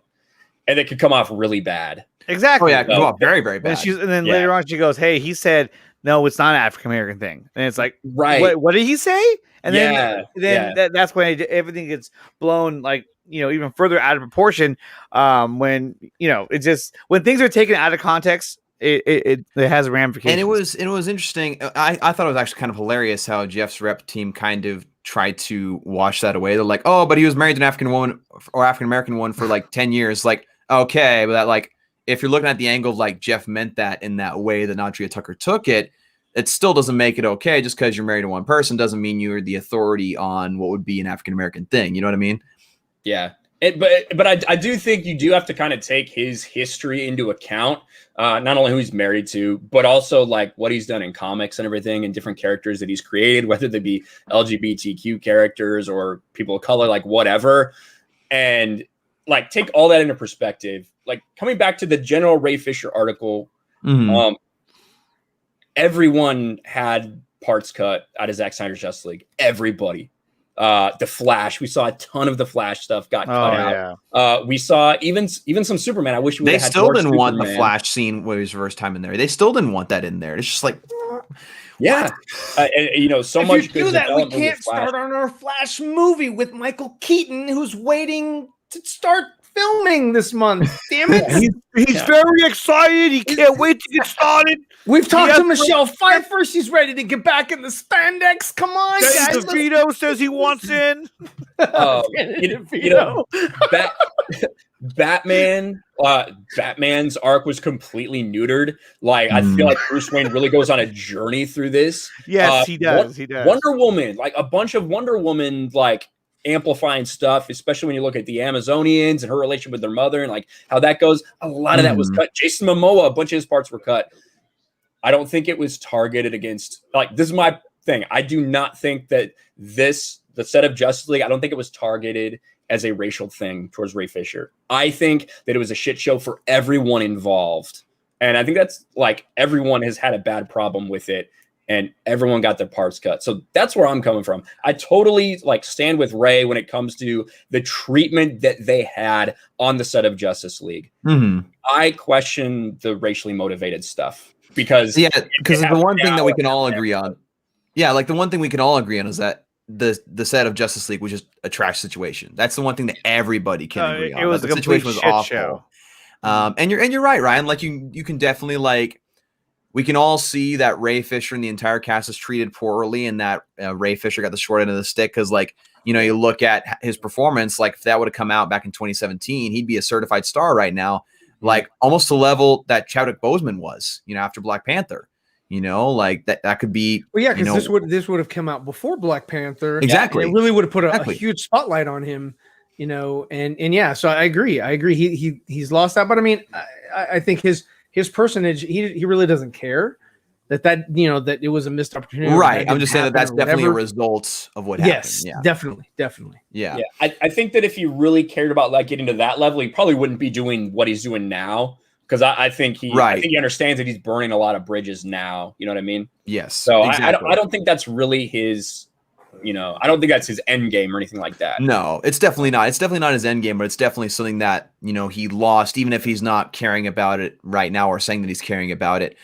But yeah, like I was saying, at the end of the day, regardless of if like people believe it was racially motivated or not, we can all agree that the set of Justice League was just awful. It was just bad. Joss Whedon treated people like garbage.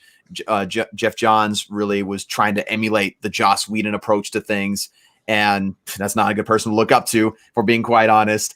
Yeah, I mean, I think at the end of the day, he just didn't know what the fuck he was doing. And he was in there just like, trying to do his job, but like he had no clue what he was doing. He was trying to do what the studio wanted, get this movie out.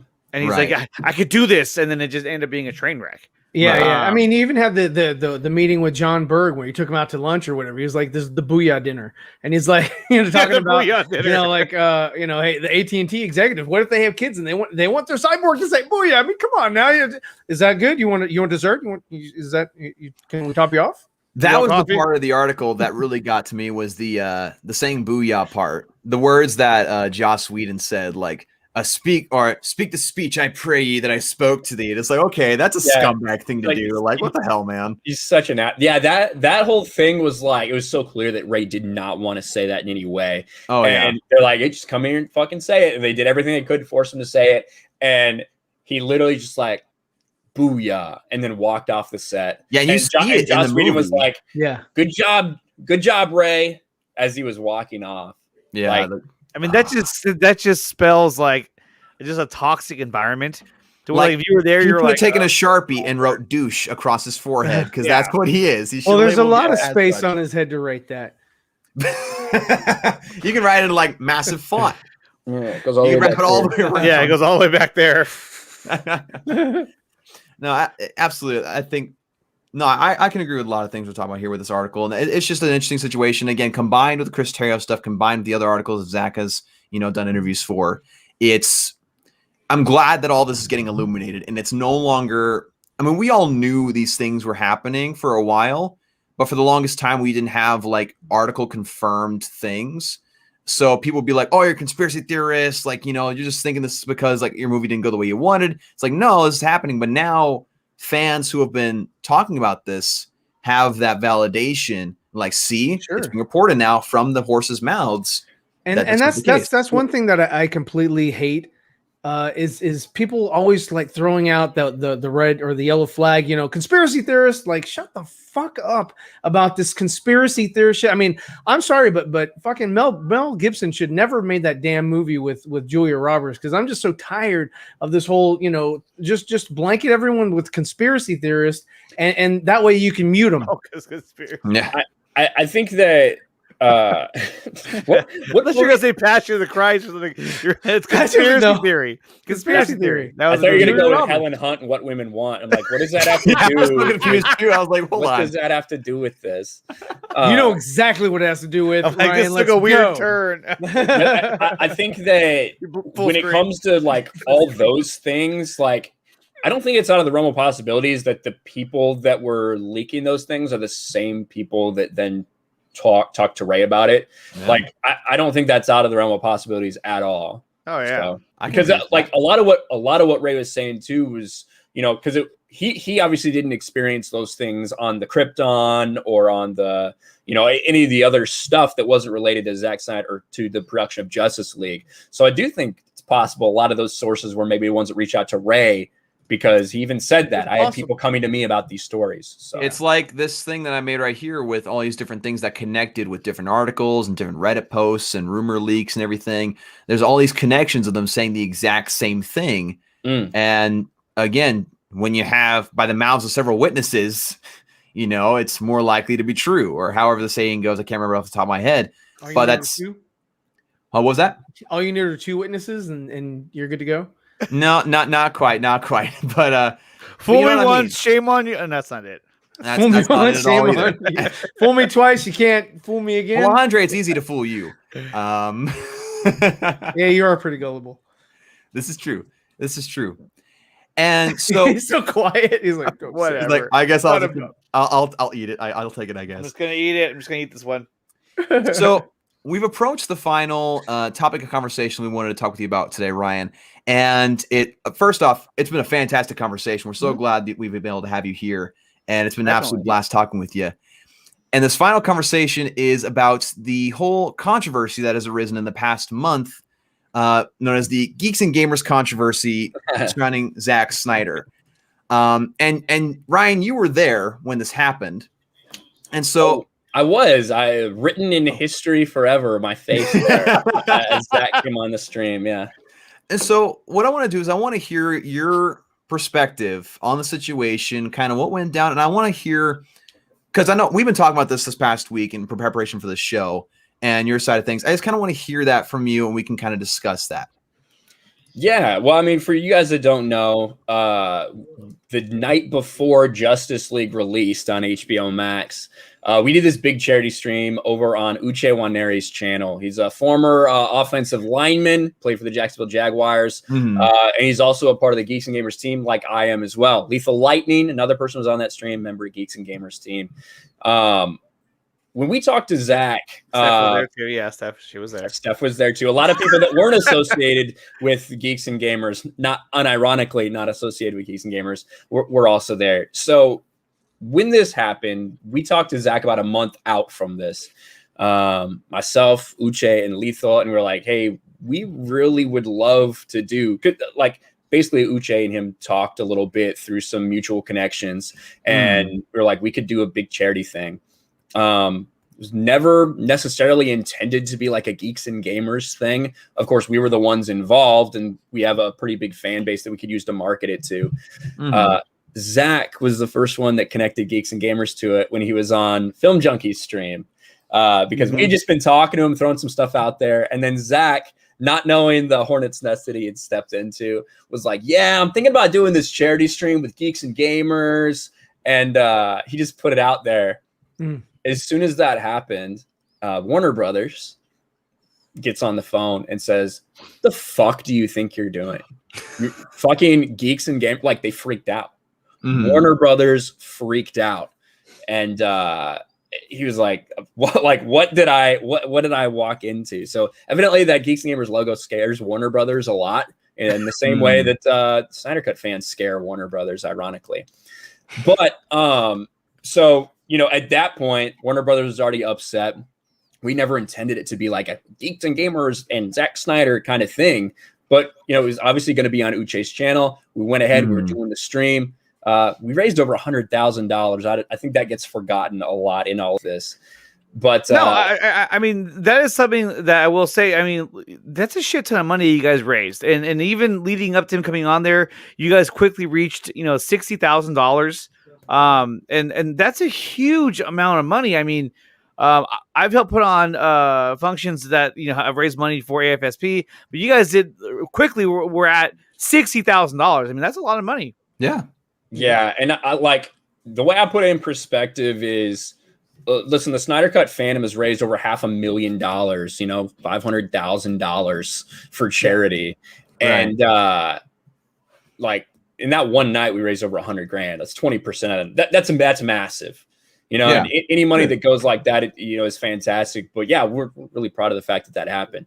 But during the streams, Zack's supposed to come on, halfway through, and we, Uche got this charity auction site set up. The people who set it up, just assuming because Uche is connected to Geeks and Gamers, they put a Geeks and Gamers logo down at the bottom, unbeknownst to anyone, and including Uche, including everyone. And so during the stream, somebody looked at that and they're like, oh my gosh, Warner Brothers calls again. Warner Brothers called him. He's like, hey, get that off. You can't go on there if that's like that. So the logo got removed, and Zack came on, and Warner Brothers essentially mandated that he make a statement just so they know that this is not like an official like partnership or anything between Zack and G&G. So he makes that statement. He's like, I just want to let everybody know I'm not like, affiliated. This isn't anything like that with Geeks and Gamers. Then he made a second statement that made everything a little different. That was the one that kind of escalated the situation, even though it wasn't intended, right? Yeah. Yeah. That's how I see it. And that's how I think it's pretty clear. But Zack made a second statement, which was made by Kevin Smith about an hour later on the red carpet. Nothing to do with Geeks and Gamers then, about, because this was right after the like massage therapist had been shot in Atlanta by that guy. They're like, we just want to let everyone know we stand against hate of all kind, blah, blah, blah. It was kind of a corporate line. And so then Zack said that. And I immediately kind of understood how it would sound because we've all listened to Zack. Zack's an incredible artist, but he's not the best with words sometimes. And he was very nervous because Warner Brothers wanted to shut the entire stream down. But Zack wanted to continue on making money and, raising money for AFSP. And not to interrupt, just to talk on your point of Zack, when it comes to, speaking and talking and everything, again, he's a great artist. But that's not the first time, or that wouldn't be the first time, Zack in an interview has kind of had his words misconstrued, or maybe something he says kind of ends up being, taken the wrong way. Like, for example, we were mentioning before the show, back in 2015, when he was promoting BVS, he made a joke in an interview like, oh, my movie's so dark, like Batman could get raped or whatever, just kind of making a joke. And a lot of people took that as like, oh, Zack Snyder wanted Batman to get raped. Yeah, exactly. So it's Zack's by whom? Yeah, Zack's one of those people to, like, in interviews, he's a great guy, great human being, but sometimes he can kind of like stumble over his words a little bit, and that's just kind of a thing. He's quirky. That's what I think that's the best way to describe it. He's quirky. Well, I think that when you put into context that the amount of pressure that he was under during that event, Uche went on to say on the follow-up stream that he was receiving all kinds of calls and emails, and I know Deborah was telling him all kinds of stuff as well. So I mean, when you put that into context, right, you put yourself in his shoes. He still followed through with his commitment to show up because he knew that this was going to raise a lot of money for AFSP. But I think that if you put any one of us in that same situation, it would be a very difficult situation to kind of navigate through, especially when you're told or you're made to. You're said, hey, you have to say something. You have to put this disclaimer out there. It was a legal disclaimer, effectively, is what it was. Now, I mean, looking back on it, I mean, do you think that it could have been handled differently on both ends, on his end and on your guys' end, or do you think that? Yeah, what for you did- sure. I mean, yeah, for sure. Like, I think that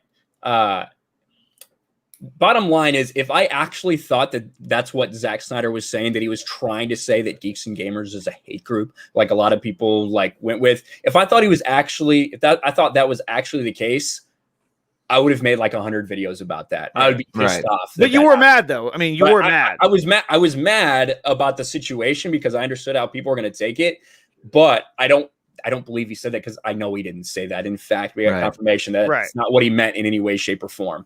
But that's how it came across. And for a lot of people, perception is reality. And I mean, like, if I could do that again, I would love for Zack to say it better, not nervous and shit. But I would also like step in and clarify, with the benefit of 2020 hindsight. At that time, if this was on my channel, if this was on, just Uche's channel, whatever, if it wasn't a charity stream, all these things kind of factored in at that point. And we also had 5 other people on the panel. And what I didn't want the headlines were to be toxic fans chase away Zack Snyder from suicide prevention stream. Like, that's what I thought was going to happen. So we're just like, well, let's just let it roll. In hindsight, yeah, I would have done things a little bit differently, but we didn't know he's going to come on there and say that. So, There's no way you could prepare for that. I think the big controversy was, at the end of the day, it wasn't necessarily what he said, but how a lot of people reacted. Like, you had some people who, like we talked about before, who maybe aren't the biggest fans of Geeks and Gamers, who are kind of just waiting for something like that to happen and kind of attack. But then you also have, some people who are loyal to Jeremy, and I'm just going to put it out there. I never really watched Jeremy, so I can't really even say anything about the guy just because I don't know him.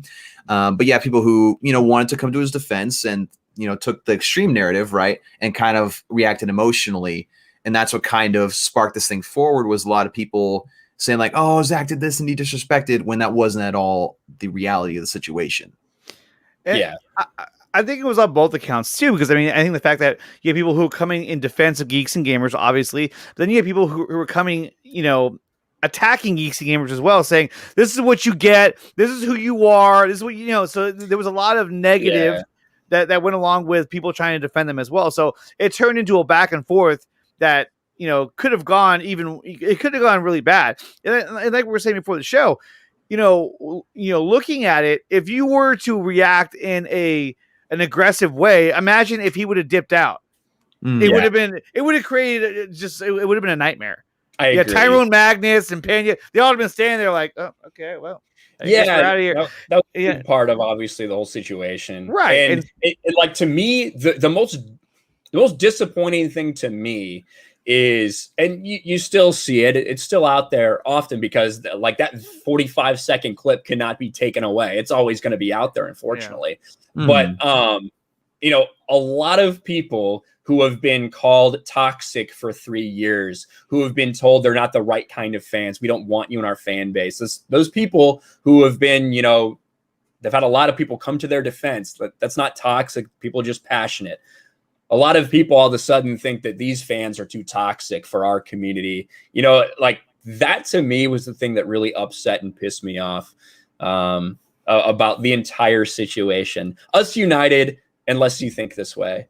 Did that really resonate in you when he made that comment, when he made his comment in general? Is that kind of what really stuck out to you? Like, this is almost validating that sense of like, these fans are too toxic. And so that's why he has to say this, because these guys are toxic. Do you think that was the perception that people were going to take on? And so that, in a sense, that's what was so disappointing, is that you were like, this is what we didn't want to happen, and it happened.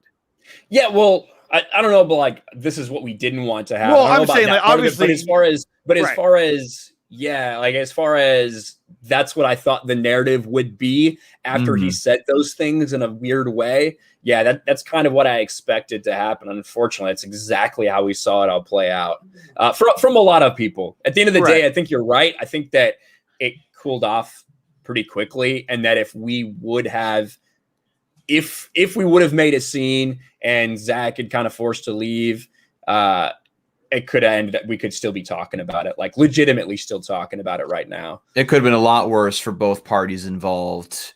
And like, again, at the end of the day, it's one of those situations where, like, you know, there was pressure on Zack, and there's also like the emotional reaction to it. Because like if you're just sitting there like, and all of a sudden you hear like, oh, not associated, and you automatically think in your head in terms of like, oh, denouncing. Because that's the thing. A lot of people try to misconstrue the word or the term not associated with disavow.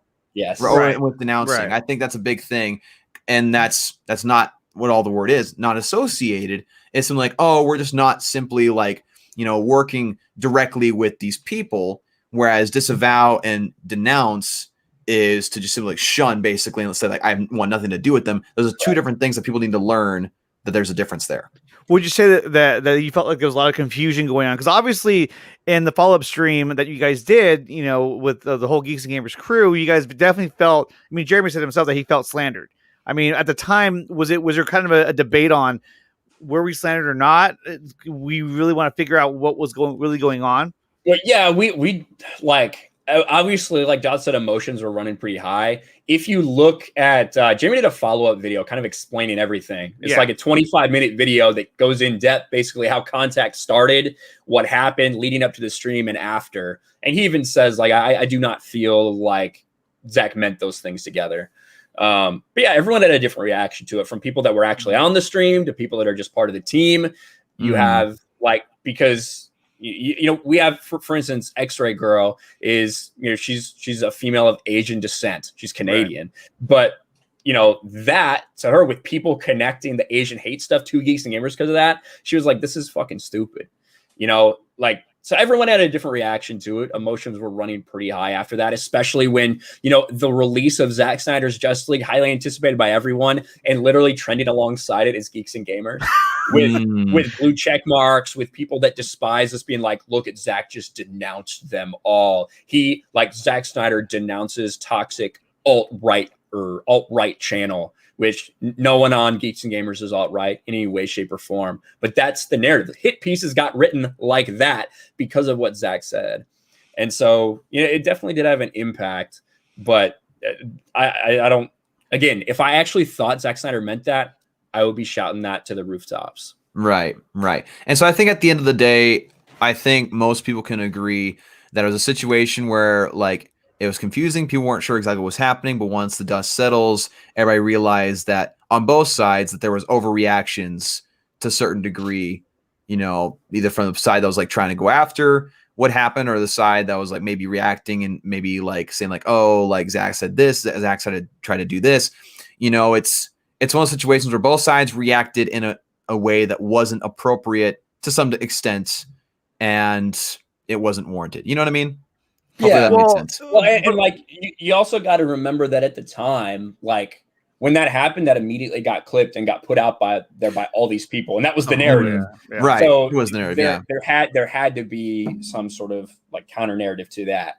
But you know, at the end of the day, I think the real focus, and I even told you, Nickatina, like, when you messaged me, you're like, hey, congrats on, you know, the stream with Snyder. And I even said, hey man, I'm just looking forward to hyping the movie and raising a bunch of money for AFSP. Like, that was exactly what I said. At the end of the day, I do think we did that. So you guys raised a ton of money. So yeah. I mean, on that account, I mean, yeah, you guys should be proud of yourselves for how much money you raised. I mean, look, you know, when you put on, there was a lot of work that went into, I would imagine, that went into putting together this whole fundraiser.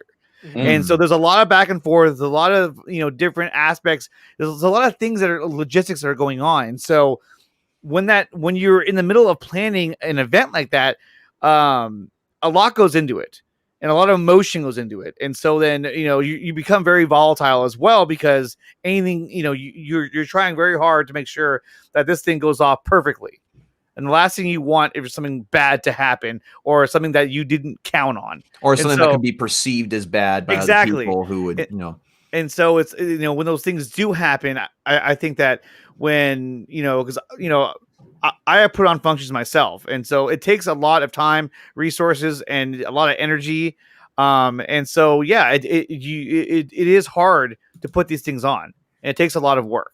It's not just like, you know, they made a phone call and said, hey, we're doing this. Are you in, Zack? Tight. I'll see you there. No, there was a lot of planning that went into it. And so when you hit a hiccup of any kind, you know, it's much bigger than people think it is. Mm. Yeah, and ultimately, in 2020 hindsight, we could have done things differently. But I'm proud of how we handled it on the stream. Because, if you guys have watched me, I'm not a very this is probably more reserved than I've been in a while, just because I'm in you guys' house. But I'm normally not like that. I'm normally pretty aggressive. I go after it pretty hard. And so that was my very initial instinct. And it was tough to, sit there and focus on the charity, because that is why we were there. So at the end of the day, I'm proud of that. And we've moved on. I mean, Geeks and Gamers only grew from the entire situation in every aspect. So I know a lot of people wanted to use the situation to try to take dumps on us, even people that you'd think, should understand the situation, have your back, tried to use it to their advantage. But at the end of the day, we only grew from it.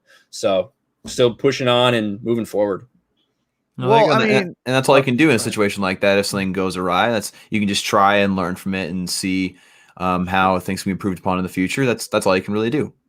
Yeah, absolutely. And we're going to say, Andre? Well, I was going to say, at the end of the day, did you like the movie? Oh, I love the movie, man. I love the movie. I'm not going to lie. The fallout from that stream, seeing everything trending and seeing people doing all that affected my enjoyment of it on the first night. I would imagine. Being on the receiving end of all that, you're just it's almost the point where you go to watch it. You're like, I'll watch tomorrow, dude. I'm too exhausted to even that's how it was. And that the second time I watched, I still liked it the first time I watched it. The second time I watched it, I absolutely loved it. And is it perfect? No, it's not a perfect movie, but it is really, really fucking good. And it is exactly what the movie should have been when you factor in Man of Steel and Batman v Superman. Yeah. I think that you're seeing the reaction from people who aren't big Zack Snyder DCEU fans that really like this movie, because I think that the chapters and the way they did it reads like a 6-issue comic, or it watches like a 6-issue comic would read. That's how it feels. And it's easy to even though it's 4 hours, it's easy to digest in a way, because the story is very linear. It's very well paced. Yeah, I agree. I mean, and that's the big thing when it comes to having a long 4-hour movie, is pacing is everything. Because if you have a really good movie, but it's not paced very well and things are slow at parts, it can make the movie not just feel 4 hours, but 6 hours long. So that's one thing that really surprised me, was how well, I guess it shouldn't have surprised me, because I've really liked almost all of Zack's content that he's put out, but how well paced it was, to the point where other people enjoyed it as well. And again, I'm going to bring it up all the time. Freaking Brad Paisley himself tweeted out, "Restore the Snyderverse." That made my universe. Okay. Oh, that again. No, I'm joking. Why are you British all of a sudden? What? So you're a big Brad Paisley guy? Oh, I love Brad Paisley. I grew up on him. Grew up on listening to his music. I'm the youngest person of the 4Nerds group, but yet I'm the least. We can tell. We can tell, because you just say things. You're going through puberty. We get it. See, Ryan, this is what I have to deal with on a weekly basis. I understand. On a daily basis in chat. Well, look, I mean, when it comes to the movie, Ryan, let me ask you. I mean, this is kind of a general statement, but what was your favorite scene in the movie? What was the most memorable scene that when you think back to the movie, you think back to that scene? That was probably the most impactful scene in the movie. Flash reversing time has to be the between the music and everything. And it's unfortunate that some of the trailers showed it happening.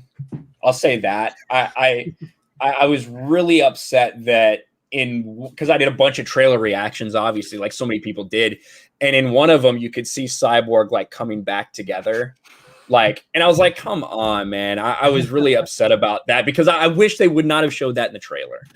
But I didn't even notice that. But yeah, I guess you're right, because they did show him they showed that because I was slowing it down to do breakdowns and reactions, and I just saw his head coming back together, and I was like, that means Flash reverse time. So that's how I felt about it. I was studying, but that scene is awesome. And there's Doomsday.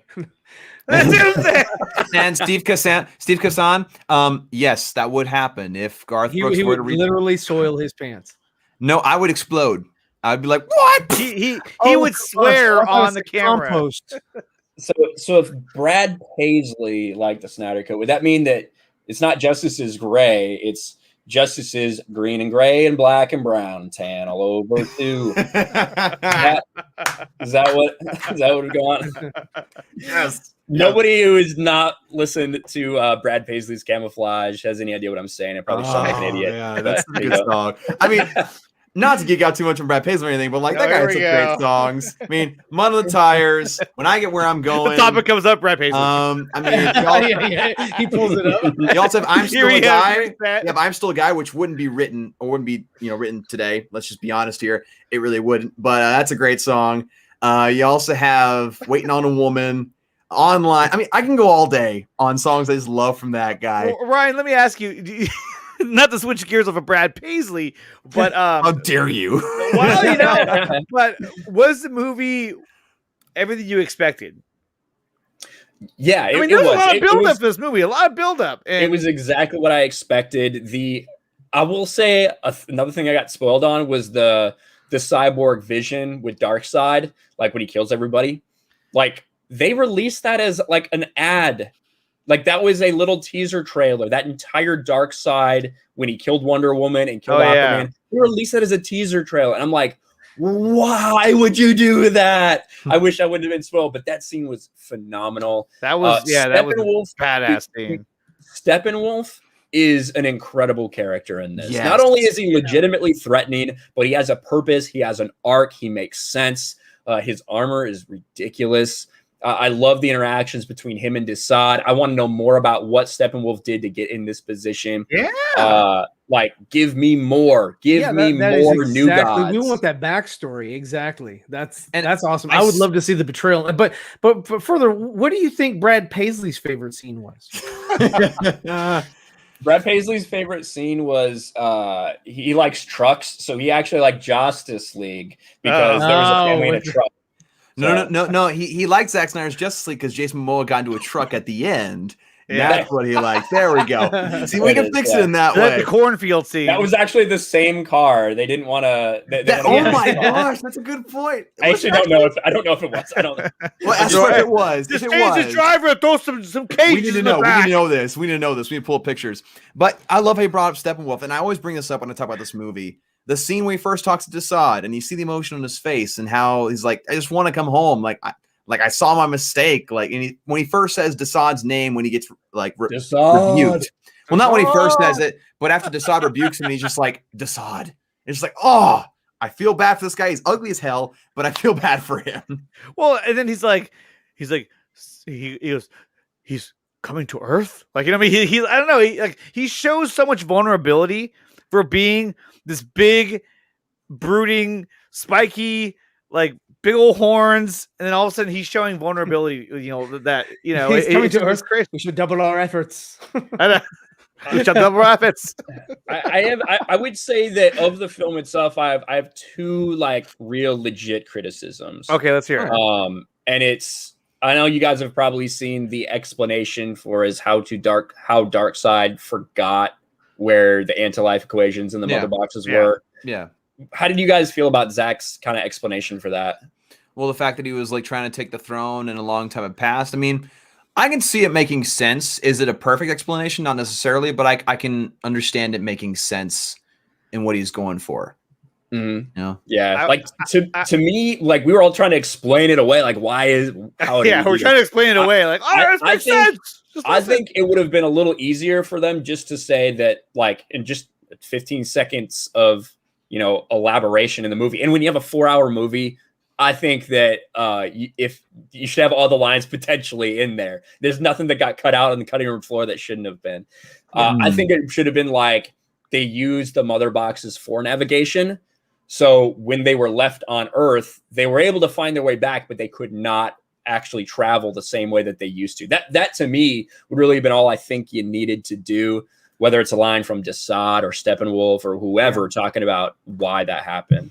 Yeah, I can see that. To explain it, you could also go the route of like the multiverse, because they did mention the multiverse, and not every Earth has the mother boxes that they lost.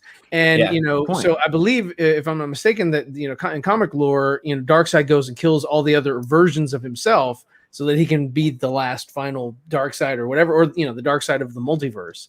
So Yeah. I mean, Well, and for a lot of people, just there's so many damn iterations of these stories, but so many years, Apocalypse and New Genesis in some are like in a pocket dimension almost, like inside the multiverse. So drunk 3PO. There you go. That's it. There it is. There it was. okay. He's all, I do think it's nice that like some people will point that out as like a plot hole, but there's like you mentioned, there's multiple different ways you can explain that to where it's not something where like, oh, that doesn't make any sense. Like, well, you can make sense of it in this way or that way. There's ways you can explain it, which is a quality of many Zack Snyder films, that like there's reasonings you can make in your own mind because Zack asks something of the audience. Yeah, and I didn't like his explanation. It was just like, I got in a fight when I almost died, and I got in a fight, and I forgot where like the most important things in the universe were. And parademons flew the plane back, and they don't know where they came from. Like, Where was the plane located? They're like, and that's like a minor thing. Like I really only had two problems like that I think could have been solved by just a little explanation. My other one was Barry reversing time. I love the scene. I love that they did that.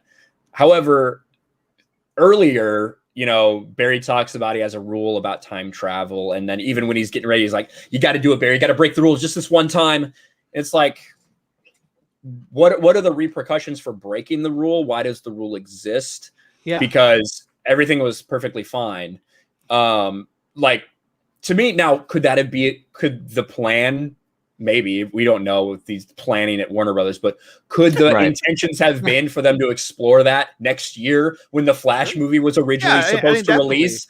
Yeah, for sure. But what I would have loved to see is just at the end, like after their little scene, even Barry does a fist bump, but then he like kind of looks a little weird, and Gal or Cyborg or like somebody's like, Barry, what's wrong? We did it.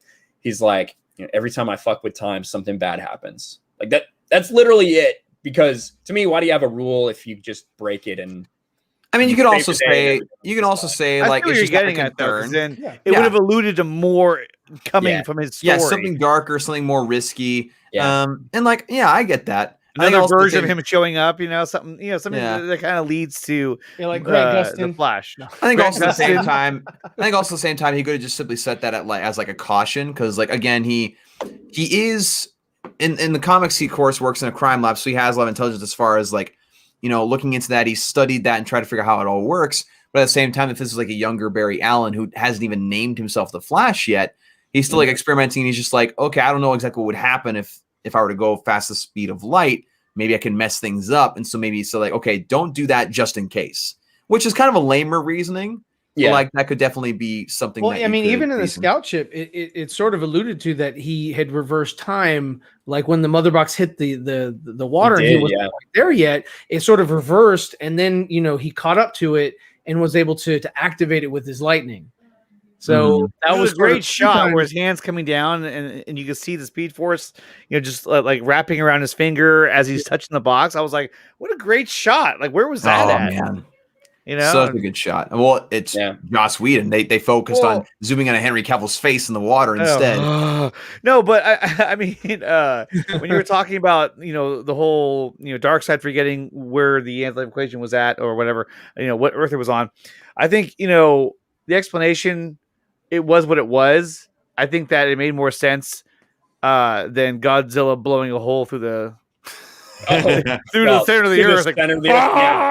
I completely agree. These are like he couldn't sense them on one part of the world, but he can sense them at the center of the earth. I'm telling you right now, when they were making this movie, they got to where Kong got into his palace or whatever. Like, this is his home, and then they were like, "Hey, how is he going to get back to fight Godzilla and Mechagodzilla?"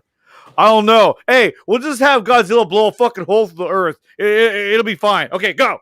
Then they just flew away. Perfect. Yeah, I think perfect. That, those are like the two things that have like left me thinking about, that not even like that bugged me about it. They were just like, those are the two real criticisms that I had. Other than that, I think the movie's fantastic. I love I love Cyborg's entire arc. I love how his Yeah. father sacrifices himself. I love how it's not some fucking happy Well, ending. wasn't where he his takes the C on father's chest. remote? Yeah, he's like, yeah. Wasn't his father's the little thing? Wasn't it a remote? Couldn't he have left the room and activated the thing by using a remote control? Well, no, he went to leave, but Steppenwolf was like, Right. so he was like, Steppenwolf came in. okay, I guess I'll okay. stay here. Otherwise, I'm gonna go out there and get an axe in my head. So okay, an he axe chose to stay or in there. disintegration. Well, he was gonna Which die is the axe. anyway, and then by the time Victor Well, got see, there, with the he was like, disintegration, you become Dr. Manhattan. That's the yeah, he's possibility gonna of come that. back. He's gonna rematerialize. I know there's so many good scenes in the movie too, and one of my favorite scenes in the movie was when Flash saves Iris West. Like the music that was playing in that scene, how it yes, I played love that out. music. I didn't expect that scene to be that way either. And when I actually saw it play out, I was like, wow, this is totally different from what I thought it would be like, and I loved it. You know, I think actually the Flash scene that I really dug that there was like, why did they cut this out? Was when he's like saving the people from the rocks. Oh yeah, where it's that just like was flashing awesome. everywhere, That was like so great. The visual effects on that were stunning. because like You knew you what could was going see on. in slow motion and in real time. Like Yeah. you could see both sides of that throughout the film, like him running in slow motion, and also just how other people view it. Just like you got both sides of that perspective, which is fantastic. It was a little funny that he's just like getting all this stuff, and then he stops and looks. He's like, "No!" And then No, He could've probably just it's been like, like, do it again. for Cyborg to like Well, blast it. well, But what was that's always crazy- how it's going to be when you have these kind of powers, like Right. with this. Yeah. Yeah, he What's got crazy tired. about that too is that from what I understand, that scene was done. Like that scene, they had actually finished that back in 2016, 2017. Like that scene was actually finished, and it just wasn't in the movie. Oh, right. Time constraint. All of them were. Yeah, they were like, wait, where are we at right now? We're at 2 hours and 10 minutes. You gotta cut more. Well, Wait, we 2 would, hours. so instead, we'll just be like, I just push people and run away. Ugh. Yeah, Think that's about the that. thing. It's like you shot full-on scenes that were garbage and thought, yeah, that's better than this scene. Good, let's go. Because Oh, they had no man. connections to those scenes anymore, so they didn't know what to do. Yeah, it was. The Justice League and the way it was put together and the way the story was told, it's a lot like the sequel trilogy. In that they kind of rushed it They rushed it. and they didn't take their time and make a quality product. That's it. Okay. Yeah, I think it's funny, like looking back. Like, son of a bitch. I think it's funny, like looking back now, because it was always just in our heads what we had. We were like, "Oh, Flash is going to be so much better in this than he was," and like Cyborg's going to be so much better. It's so nice to just finally have it and be able to point to it and be like, "There it is!" Like it's way fucking better. No Pet Cemetery jokes. Yeah. Nerdy Home says, "Did someone say Star Wars?" Mm. No, but you're absolutely right. Like you can point at this, and it's so funny. Like there's people for the past 3 years who kept saying Joss Whedon saved Justice League, and you watch Zack Snyder's Justice League is like, oh really? Yeah. Watch that again and tell me that Joss saved that movie. Oh yeah, Well, it was right. article- He people. redeemed himself from Age of Ultron. I mean, you can see it in every. We don't take that here. We don't do that. No, it's such a Phenomenal. garbage movie. Yeah, Ryan, I'll have you know that Ryan Zeeverfett is probably the person who's booted most on our 4Nerds shows. Because I speak truth. Can't imagine why. I come in here and I speak truth. Can't imagine. Yeah, they're just really trigger happy. Indeed, I am. But we've approached the 2-hour mark, which is where we usually like to cut things short. But But Ryan, in this case, we'll go to 3. we're going an extra hour. We're talking Yeah. about Steel now in depth. But no, Ryan, it's been absolutely fantastic having you on the show today. We really appreciate coming on and talking with us, and it's just been a very pleasant conversation. So before we take off, maybe get some shout outs if you'd like to, and maybe just let people know where we can find you. Oh, yeah, man. Well, I appreciate you guys having me on. I know this was all planned out before even the charity stream happened, I think. So we didn't realize that that's one of the things we were going to be talking about. We initially planned the show, but, things go sideways and it is. But, yeah, it's, when you're not limited to 280 characters on Twitter, I think everybody's points come across a little more coherently, even if you don't Mhm. necessarily agree with all of them. But it was awesome talking to you guys. As far as me, you can find me on my main channel, Ryan Kinel, RK Outpost. I also have, most people here probably would want to watch RK Outpost Live, which is my second channel, which my Zack Snyder's Justice League stuff just started blowing up over there. So that's where I put like all that content, because it just never really hit as well on my main channel. It's like Steph said early in the chat, like RK Outpost Live, aka Snyder Cut channel. Yeah, and that's YouTube sucks because they only want you to do one thing. And since I talk about Star Wars, pop culture, DC, video game, I talk about so many things on the main channel, but live channel just kind of became very DC focused. So I do a lot of stuff there. I also have a gaming channel, RK Outpost Gaming. I'm also on Geeks and Gamers. I run the Sports Wars channel over there as well. You can catch me on Twitch. Yeah, whatever. Search RK Outpost, you'll find me. But shout out to you guys. Thanks for having me on.